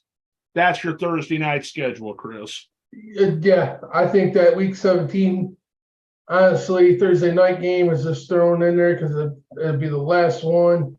And they expect Aaron Rodgers and Jets to be going to the playoffs. So it'll be another national televised game for Aaron Rodgers to get it hyped up for the playoffs. Unless Cleveland comes and shocks the world and becomes a playoff team in week 17, and then the game could completely mean a lot more things. But we all know, but I feel like me and you don't feel like Cleveland's going to be in the playoff picture. So, excuse me. So like I said, I think that's just to get it pumped up, get the Jet fans and everybody found the Aaron Rodgers story this year. Excited for playoffs. That's what I think. Why they set it up for that. All right, so here's your opportunity to talk about the Detroit Lions schedule and everything that they're looking forward to going on this particular year. You expect them to win the division. You've got, other people expect them to at least make the playoffs. And so here is the schedule, going forward here. I hit the wrong thing. Give me a second. I'm glad it didn't kill me. I'd have been mad. Here is your Detroit Lions schedule. We've already kind of talked about the Chiefs, you going into Arrowhead and slapping around the world champions in week 1. Tell us what your Detroit Lions are going to do and actually pick some games you think they could lose, because I know you think they're going 17-0 this year. Hey, I never once said that. Somebody is missing. So week 1, I think this is week 1. I think is a possibility that we could lose this game. I also think it's a possibility we can go win this game. I like the responses from the players after we heard we're getting this game. The players are ready. The defense especially is ready. Hutchinson is ready. So I expect game one to be one of the bigger games. I think we can win against the Chiefs and set a tone.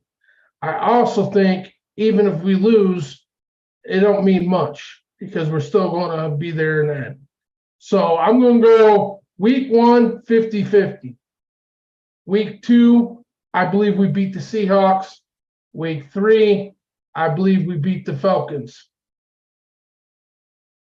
Actually, let's go week 1. I'm going to predict a win. So I got to start it out 3-0. Week 4, I believe we could beat the Packers. So 4-0. Week 5, I think we could beat the Panthers. So 5-0. Week 6, I think we could beat the Buccaneers 6-0. I think we lose against the Ravens week 7. So I think we go 6-1. We come back with the Raiders. We beat the Raiders on Monday night, go to our bye. So that puts us 7-1. At Chargers, I think we lose that game. Puts us 7-2. Come back, we beat the Bears 8-2. We beat the Packers 9-2. I think a nail biter against the Saints, but I think we pull this one out, so 10-2. Bears, I think we beat again 11-2. The Broncos, I think it'd be a tight game. I think we lose, so 11-3. Vikings, we win 12-3. I think we go to the Cowboys. We can win 14-3. And the Vikings, depending on where we're at, I think we lose week 18, go 14-4. 13-4 for the season. What you got? That's what Ron said. Yeah, pretty much. Yeah, I'm off one game. I got mixed up. Also, I could see 12-5 because week 1, I said we're winning, but my original pick was 50-50. So I think either 13-5 or 12-5 or 13-4. Week 1 is the only. Week 1 is the one game that it's hard for me to pick. The rest of our schedule, I can see is winning most of these games. All right, my turn. I'm not a fan of the Detroit Lions. I do root for the Detroit Lions. But I'll go through the schedule now and tell you who I think you're going to lose to. I think you lose to the Chiefs. I think you're not going to lose to the Ravens. Even though it's on the road, I think that'll be a tight game. You guys barely lost to them last year. Yes, they may be a little bit more improved, but I think you guys got a chip on your shoulder. You lost on that super ass long field goal. I think you beat them. Going all the way to the Chargers, yeah, probably a loss there. I don't like you against the New Orleans Saints. I think their defense, if the offense plays any good at all, I think the Saints can win there. I don't think you're going to beat the Vikings in both matchups against the Vikings. I'm pretty sure you're not going to go into Dallas and manhandle Dallas. So there is a Vikings loss and a Cowboys loss, a Saints loss and a Chargers loss, and a Chiefs loss. That's 5. 12-5 is my highest expectation for you. But I think there's going to be some surprises. We've always got injuries throughout the season. I always like to allow for about 2 games up, 2 games down. And so, 10-7 seems more likely, but I'll root for you guys to have a really good year. I think you make the playoffs, not necessarily win the division. That's what I think about the Detroit Lions going forward. That's just because you're being a homer with the Minnesota. But it's okay, though. That's all right. Let's go through and look at the Kansas City Chiefs now. Okay. And I'll let you go first. Okay. This is kind of fun if we do this like this. We've got a few teams to run through real quick. The Chiefs are on the list. We've only got 3 NFC teams that we're prepared to spotlight and 3 AFC teams. Let me find it here. Hey, call it out, Rob. He's just being a homer. Oh, hang on. I got to fix something. No, my main thing is I won't be mad if we don't win the division. But just can make the playoffs. Just got to make the playoffs. Oh, no. Why are you doing that to me? There we go. I guess I got to do this. Okay, go ahead. All right. So we'll start week 1 off with a big fat L. You win week 2. You win week 3. You win week 4. So 3-1. You go to Minnesota. You beat them too. So now you're 4-1. You play the Broncos. I think you beat the Broncos 5-1. I think you beat the Chargers 6-1. I think you lose to Denver week 8 though. And a close game, maybe by a field goal. And then I think you got Dolphins in Germany. For some reason, I feel like the Dolphins might pull another L out here. So I think for some reason, something tells me week 9, just because it's in Germany, the Dolphins sneak 1, so you lose 2. So you're 6-3 at this point, going to bye. Eagles.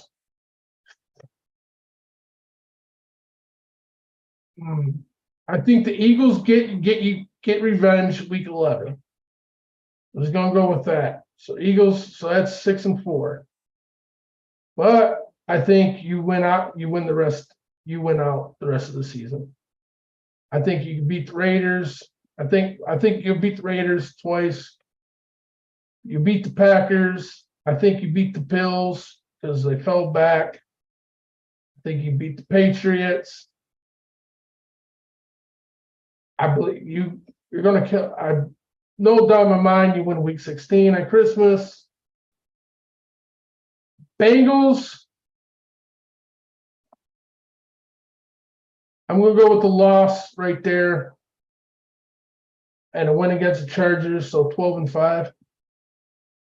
12-5, 13-4.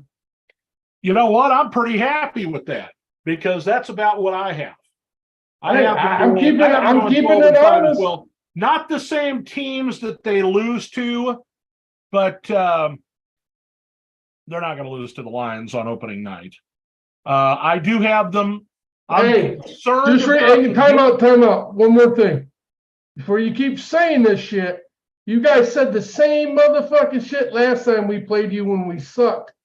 And you only beat us because that dude, the lucky ass fumble recovery, because we thought the whistles went and the motherfucker ran it all the way on the field, and turns out no whistles went, and it gave you the go ahead score.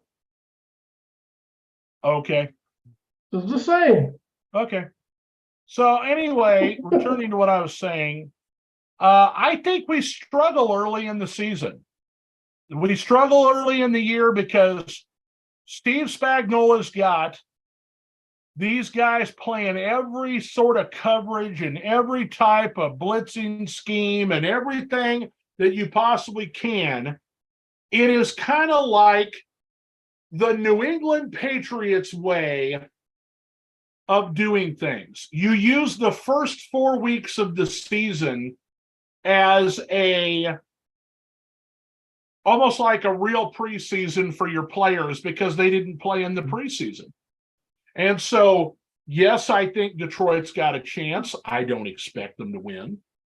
At Jacksonville is going to be a tough game because they played them in the playoffs, and Jacksonville's going to have, some revenge on their mind. I don't expect Chicago to be too hard of a game, especially being at Arrowhead. At the Jets worries me because I know what kind of defense they had last year. Just depends on how well they put their offense together. Vikings are a playoff team. I'm worried about them. But I'll tell you, here's the teams I have them losing to. I got them losing to the Broncos once, probably at Denver. The Eagles are going to get their revenge. Buffalo and the Bengals have to come in there and play, and we always struggle against both those teams. It just depends on if we're hitting on all cylinders, if everybody's healthy. They all want bragging rights. Everybody's Super Bowl is the Kansas City Chiefs because they are the defending champions. And so I've got probably a split with the Chargers, probably a split with the Broncos, Bengals, Bills, Eagles. Those are the 5. Okay. And unfortunately, 3 of them are going to be at home in front of, our home crowd. But those teams have axes to grind. It's more important to them to win those games. It's like it's a playoff game. Okay. And so if everybody's healthy and everybody's, at the top of their game, they could probably beat all of those teams. But I don't expect everybody to stay healthy. There are surprise losses along the way, and but I think 12-5 is an accurate, description of what their season is going to be like. And it may be that the losses come early. It may be to Detroit. It may be to the Jets. And then when they're playing at home, they beat the Bengals and they beat the Bills. But I think that, Patrick Mahomes is undefeated on the road in division. That's not going to continue forever. These teams are working all offseason. They did it last year. They're doing it this year to beat the Kansas City Chiefs. And if they're going to win, they're probably going to do it in their own home stadium. And so at Denver, at the Chargers, and that at Chargers game might be meaningless because if they've wrapped up the number 1 seed and don't have to play their starters, hell, they may not play. So we'll just have to see what happens. That's the Kansas City Chiefs for you. Moving on to our next team that we're going to spotlight here. And of course, it's going to be, a team that we've talked about a lot so far in this, in this broadcast.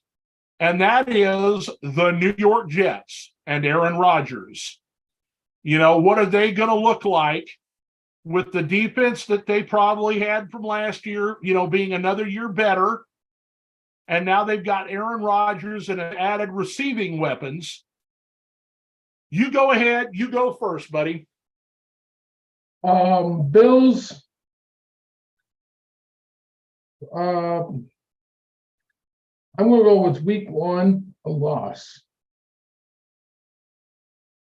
I would believe that. I would believe that.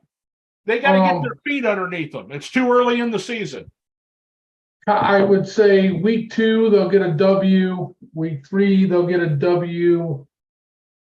Week 4, I want to say L. So I see 2-2. Week 5 at the Broncos, I can see a W. I think week 6, They sneak a W with the Eagles. So that's 4-2. They have a bye week 7. Come back week 8 at the Giants. I think they get another W, 5-2. Chargers 6-2. The Raiders 7-2. The Bills 8-2. Now this is hard because week 12 I could see the Eagles or the Dolphins pulling out the upset.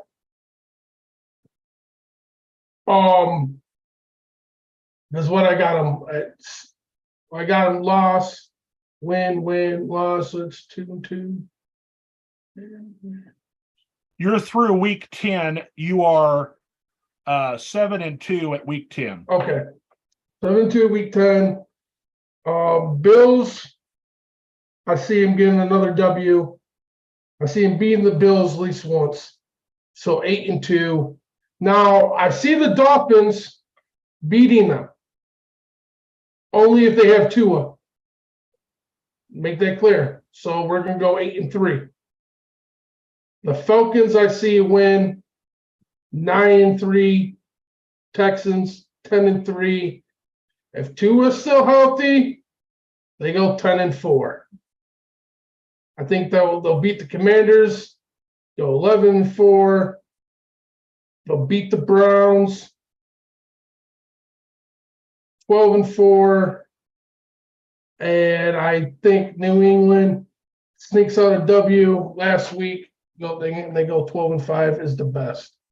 But I could see, but they could be 10-7 as well. Yeah, I mean, when I look at the schedule and I look here, I think it's going to be a really good game, and I wouldn't expect them to not win in week 1. But they'll be on their high horse, and they'll go to Dallas and lay an egg. That's where they'll get their first loss. They'll lose to the Chiefs, and like you said, they'll be 2-2 after 4 weeks. They're going to lose to the Eagles. There's 3 losses. I think that between the Giants and the Jets, that's going to be a really close game. It doesn't really matter that they're playing at the Giants because it's their stadium too. So we'll say they get the win there. I think they go on the road. Buffalo, is gonna rough them up. That's 4 losses. I think that the Dolphins, they'll get a split with the Dolphins. That's 5 losses. Late in the season, the doldrums of the season, they got a Thursday night game at Cleveland. And I don't think Cleveland's going to be as bad as some people think they're going to be. That's the 6th loss. I've got them going 11-6. 11-6. Not bad. So there's an AFC team. So we'll move to an NFC team now. We've already talked about the Detroit Lions. Let's talk about the defending NFC champions, the Philadelphia Eagles. The Eagles open the year on the road against an easy opponent, in my opinion, in the New England Patriots. I got them whipping up on the Patriots. I think they will not have an easy time against the Vikings this year, but they should win that game. Tampa, I just don't see Tampa doing a whole lot this year. So I don't expect the Eagles to lose that game. Now, they lost to the Commanders last year, but I think it'll be a different story, especially playing at the Link. No problems there. Now, going to the West Coast to play at the Rams and following that up with a game at the Jets. We already talked about the Jets losing to the Eagles, but I think the Rams may have a shot at being the first loss for the Eagles. They're not going to go undefeated. They lost a lot of players defensively. While they picked up some rookies, they're untested. And yes, they all played together at Georgia, and that's all well and good, but that's against college talent. You're playing in the NFC East. You're playing in the NFL. I think they're going to have some struggles defensively this year. Well, the offense will continue to be what it was last year. I think the Dolphins get a win. That's 2 losses. I think Dallas is going to at least get a split on them. There's 3. I think that, I already said that I thought that the Eagles would get the Cowboys, so they're not going to lose to the Cowboys. The Bills game is fascinating. The 49ers game is fascinating. I think they lose one of those games. The rest of the way, probably a cakewalk. I got them going 13-4. I'm right around the same. I think they're gonna be able to be pretty consistent. But I'm right there with you. I don't see worse than 12-5.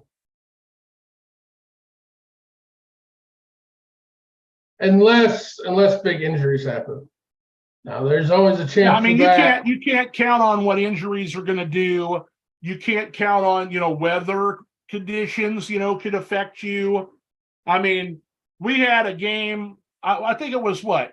It was at least 2 or 3 years ago. I'm going to say 2 years ago that the Buffalo Bills couldn't move the football because there's 60-mile-an-hour winds in New England. Yeah. And New England was the inferior team, threw the ball like 5 times the whole game and won. Yeah. Okay? So there's things like that you can't foresee. But, there's your Philadelphia Eagles. The last team from the, let's see here. We did the Chiefs. We've got the last team from the AFC is going to be those Buffalo Bills that we talked about. Let me zoom in here. And then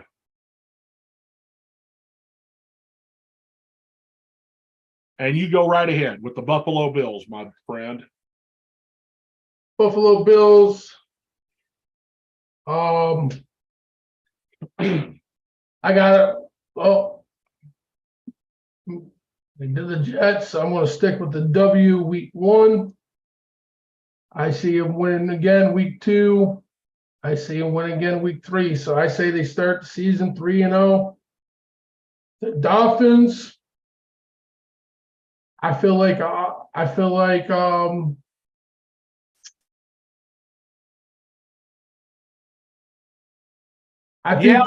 Buffalo has issues. I think they lose week 4 against Dolphins. They go 3-1. I think they bounce back, beat the Jags, go 4-1. I think they beat the Giants, go 6-1. Now, for some reason, I think they go to Patriots and they drop 1, so they go. That would be 5-2. 5-2. I see him beating the Bucks 6-2. Week 9, I see him losing. So 6-3. Come to the Broncos Monday night. For some reason, I think Sean Payton gets another dub. So 6-4. Come back to the Jets. 6 and wait a minute. You're at 6-4 through week 10.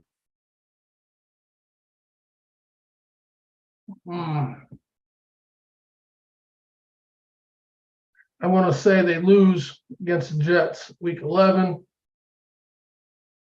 6-5. And at the Eagles.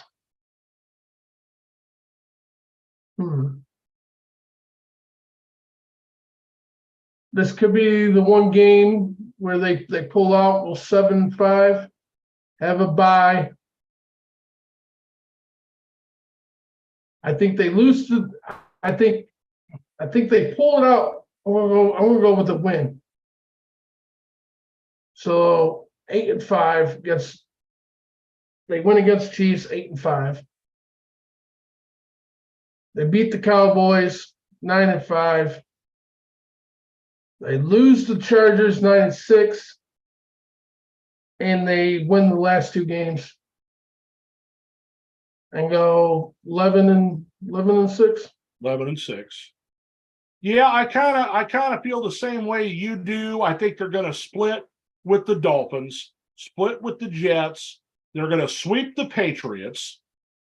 I think they lose to the Eagles. The Chiefs is a game that they could either win or lose.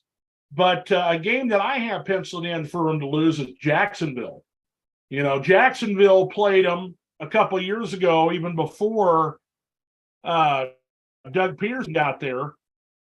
And Buffalo could only score 6 points. They lost the game like 9-6 in Jacksonville. Now, I know they're playing in Buffalo, but Jacksonville's a much improved team.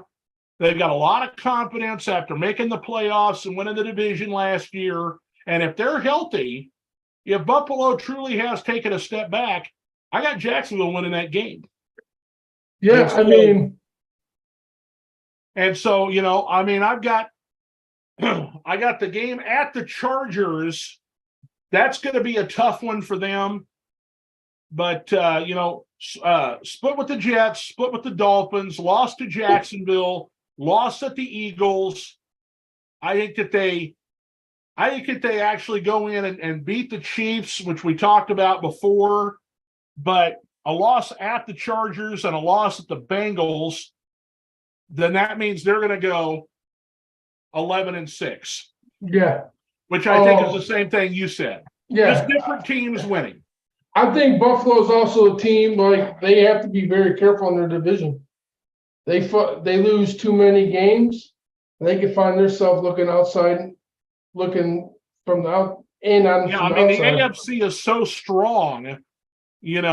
All of the quarterbacks that they're big time are really in that conference. You've got, a really, really good set of teams. And there's only 7 playoff spots. It's a good thing they added a 7th playoff spot because, there's just teams that should make the playoffs. They're going to have winning records, and they're not going to get in. Yeah. And so our last NFC team is going to be the San Francisco 49ers. And I think that because of the quarterback issues, I think they go into Pittsburgh and lose week 1. Because they're not sure who their quarterback's going to be. You don't know if Purdy's going to be right or not. I think Trey Lance doesn't have the experience to face a Pittsburgh-style defense. If Darnold's the starter, he's had issues as a starter in the past. And I expect Pittsburgh at home in week 1 to have something for the 49ers. Going to the Rams, the 49ers have beaten the Rams repeatedly, over the last several years. The only game the Rams managed to win was the NFC Championship game that took them to the Super Bowl 2 years ago. Yeah. And so I think the 49ers win against the Rams. They start the season 1-1. They host the Giants. Hopefully by that time they've kind of got their quarterback situation handled. Purdy might be back in there as a starter. He'll be ready to rock and roll. I don't think they're going to have any problem with the Giants. I don't think they're going to have any problem with the Cardinals. Now the Cowboys is a different story. I think it'll be a good game, but they should win the game. They should win at Cleveland. At Minnesota now, that one there, that'll be interesting to me. That's a possible loss. I think Cincinnati at San Francisco is a possible loss. I think San Francisco at Jacksonville is a possible loss. Yeah. Honestly, if I have the 49ers, basically, and for me, it's hard to go through this whole schedule and pick win the loss because of the QB situation. But I totally feel with them having to wait on Purdy's health that they're going to be more like a 10-17. I think their defense and running game can overcome a lot. I think that they'll have some struggles, right out of the gate and then around mid-season. But really, they've got a favorable schedule. Yeah, they do. They're playing at the Cardinals. They play the Cardinals twice. They're playing at Washington Commanders. They're playing the Rams. They're playing the Buccaneers. They're playing at the Browns. Some of the games that they're playing at are winnable for a backup. Not going to be a big deal, I don't think. And I think that they're going to get their quarterback situation ironed out. Oh, for sure. I think they've got 3 quality quarterbacks. There's just a level of trust with each one that is, give and take. And so I have them going 12-5 and, probably going to end up the 2nd seed behind the Eagles in the NFC again this year. As long as everything goes right, I could see it. But I'm just preparing for the worst because I'm not sure how Sam Donald will do because he's a good backup player to have. It's just there is a part where it seems like if he's not on his game, a couple of those games where they could pull out, he could cost them it. You know what I mean? So I don't disagree with 12-5. But the lowest I have is 10-7. 12-5 will be Prudy makes a quick recovery, I think, and comes back a little earlier in the season. But if it's like midway season, I think they get 10-5, come in the playoffs, one of the hotter teams, and I still think they could be one of the deadliest teams in the playoffs. Even if they do finish 10-7, I don't think 10-7 will be the actually identity of that team. Yeah, I think they're a tougher team than that. And so I can understand even if they don't have a great record. If they make the playoffs, they knocked off Seattle, who was a playoff team last year. They knocked off Dallas as a playoff team last year. They went into Philadelphia, and it was basically a pick-em game before Purdy got hurt.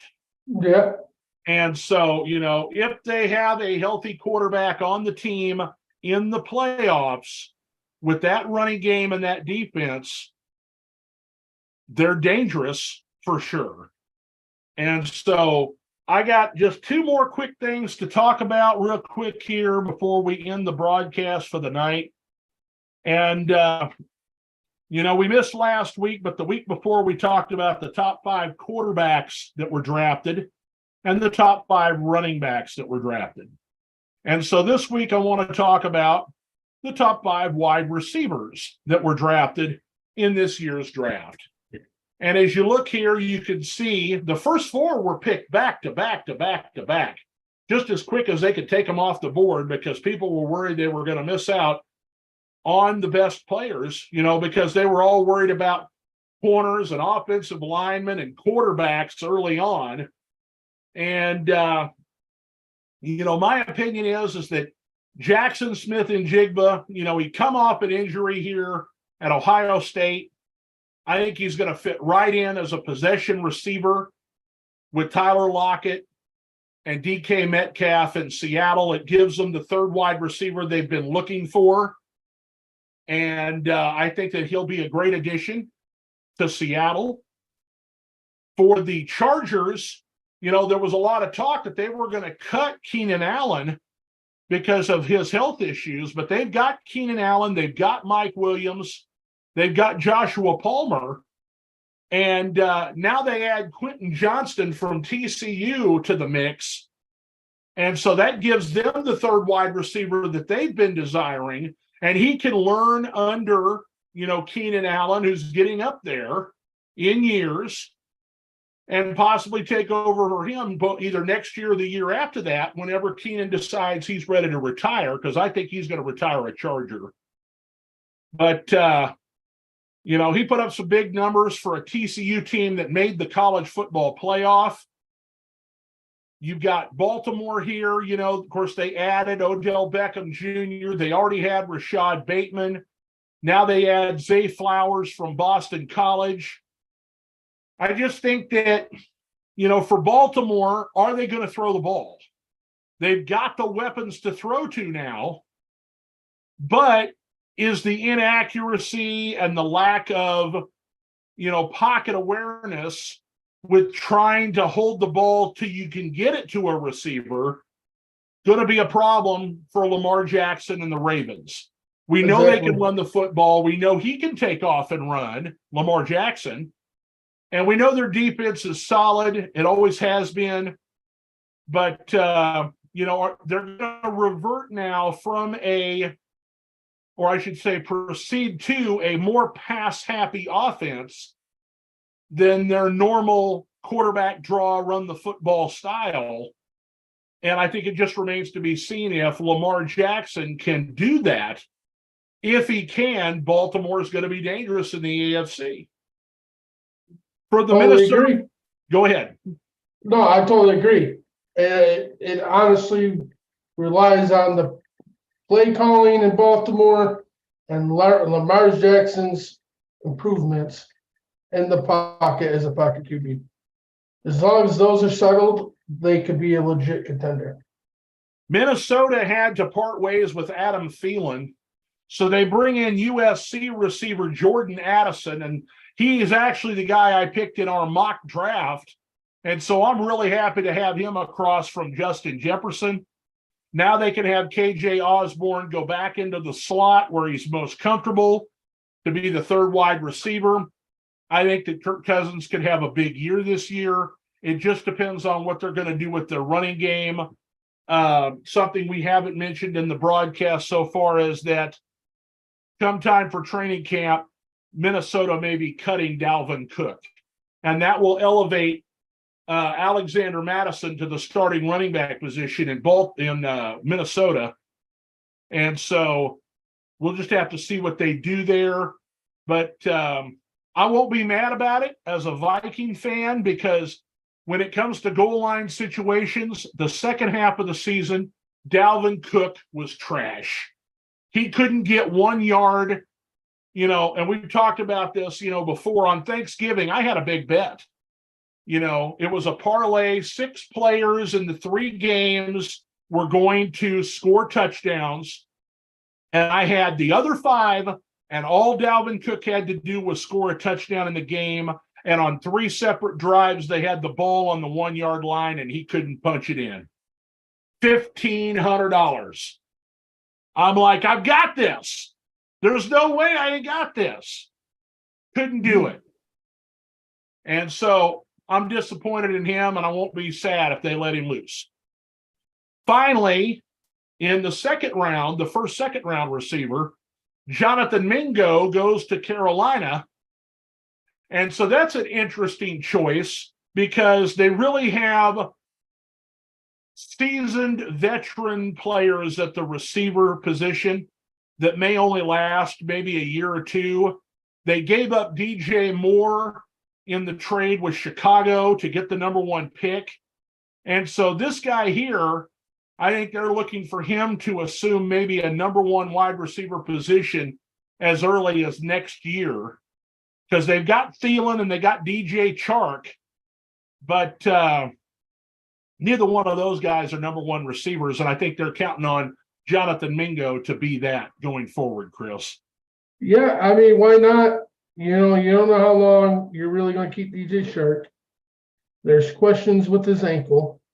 That's probably one reason why the Lions didn't pay the price he wanted, from reports.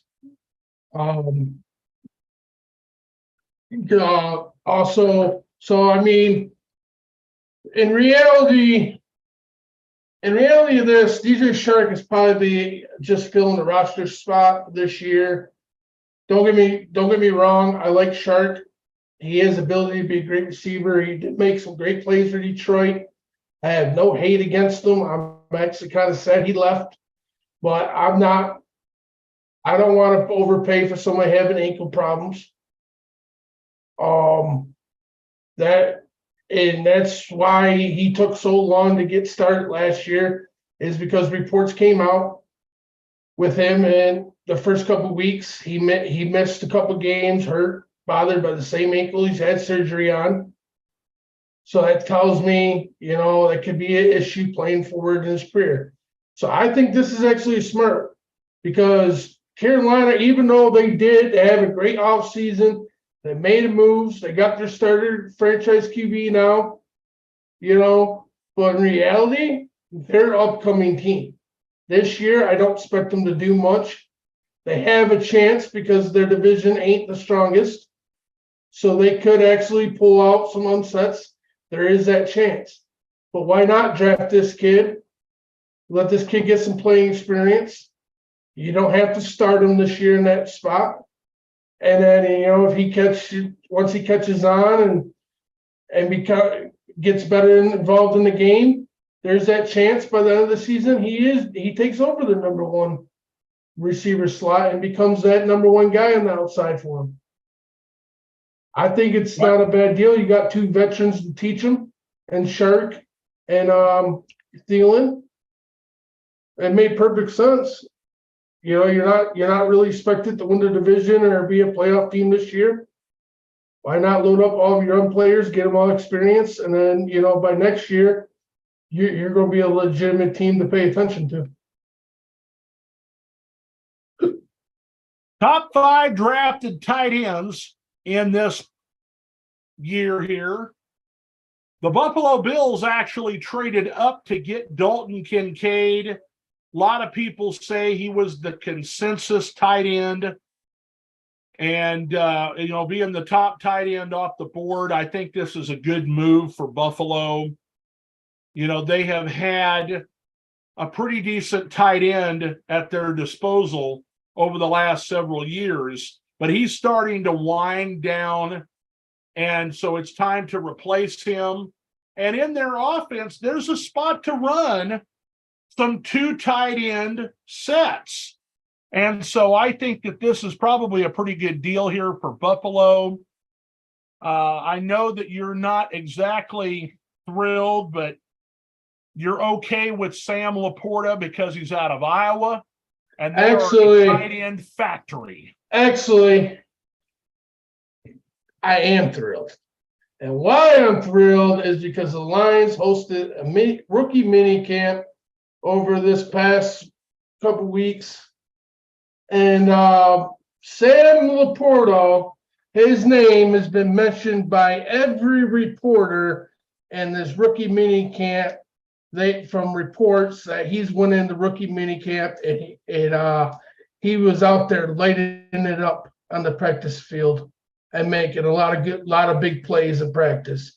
Now I know it's only practice and rookie mini camp, but that's good reports coming out of camp with Sam Laporta making some big plays in his first time with the Lions. So I'm not going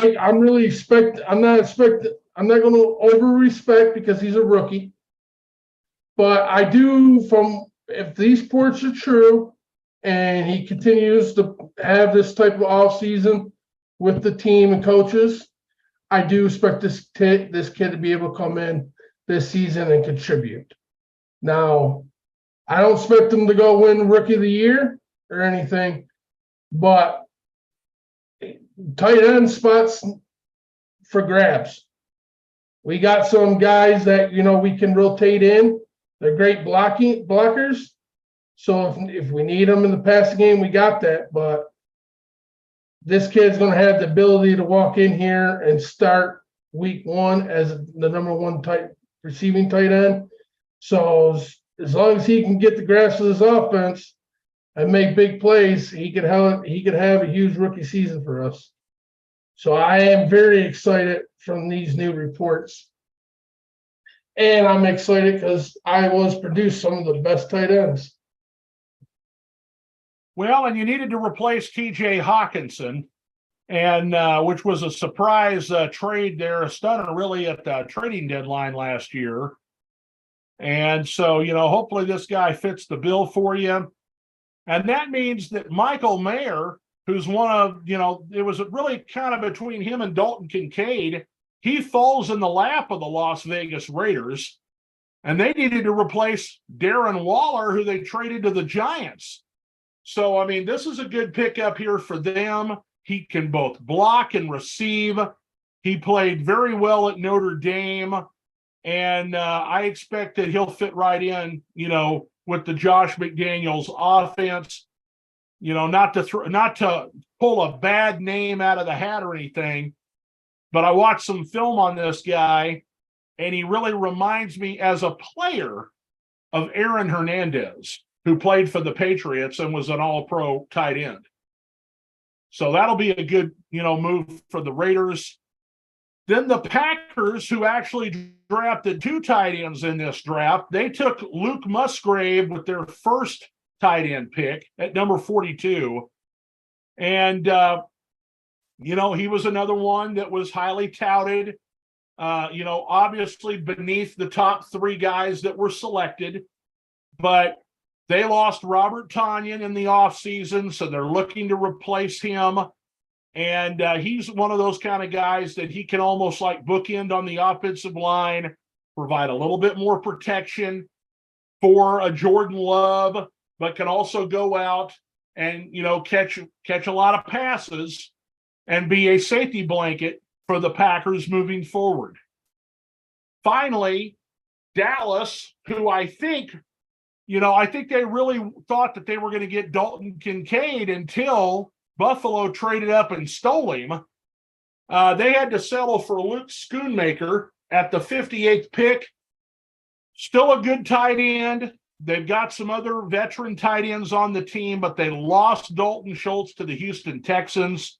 Just was going to cost too much money to keep him with Dallas. So they've got Blake Jarwin and a few other people there in Dallas, to kind of bring this guy along. But I wouldn't expect him to be a Jason Witten anytime soon. Yeah. So there's your top 5 tight ends drafted this year. It's been a good broadcast, my friend. Actually, this last week, but I was glad for the break. And so Schoonmaker is actually from Michigan, and he is a pretty good tight end. I think Dallas will be all right. I just wanted to add that. You homer. I wasn't. The name sounded familiar, but I was confused for a minute. I'm like, was it the same one from Michigan? They picked 2 players from Michigan. Their top pick and the tight end were both from Michigan. Yep. And so yeah. they must have a bug in the ear of Jim Harbaugh, and he's feeding them some info over there. Who knows? No, definitely, it was definitely a great show. It feels good to be back. I also plan on having a Tuesday or Thursday broadcast this week as well. Fortunately, this weekend is Memorial Weekend. So Sunday night, I will not be here. Okay. We'll take another week off. That sounds fine to me. I was thinking if we could possibly maybe do a Tuesday show, me and you, Thursday, somebody else, and then maybe next Sunday. We'll see if I'm up for it. Okay. That works. Don't want to worry anybody, but I've got some health issues going on, and hopefully everything will be fine, but I'm trying to take a little bit better care of myself. Obviously, I'm a big fatty and I need to lose some weight, but you and me both. I gotta get back. Hopefully everything will be all right. Positive vibes, buddy. I'll definitely keep you in my thoughts and prayers, and hopefully you bounce back. Rest recovery. But no, it was great to come back. It was great to see everybody. Of course, Ron was in the comments tonight. Commenting up a storm. We like comments. I mean, I wish everybody that was watching would leave a comment, even if it isn't during the live show, especially if you've got a question or an opinion. We want to hear from you out there. And it helps make the show even better when we can interact with our audience. Exactly. So don't be afraid to comment. Remember, guys, Go like 4th&Goal Sports on Facebook. We're live Sunday, either Tuesday and Thursday. I also gonna start streaming. I think I'm gonna start playing some Madden online on here on some days. So if you guys want to play head to head, get at me. We'll set it up. You know, I haven't played in a we'll long have some time. fun things. I don't have an Xbox. I got a Nintendo Switch, and they don't have it on there. I wish they would bring it back to a Nintendo product. If I want to try the Madden game on what's that thing? PC. No, the new one where you put the goggles on and you get the controllers. You got I don't know what it's called, but yeah, it's a 3D. It's a yeah. You actually got to throw the ball and move. But then I could see me all like running through a window or something. Intercepted. Yeah, like that. That's the only thing that makes me nervous. Like if you go try to tackle that person, you know what I mean? And you actually forget you're playing the game.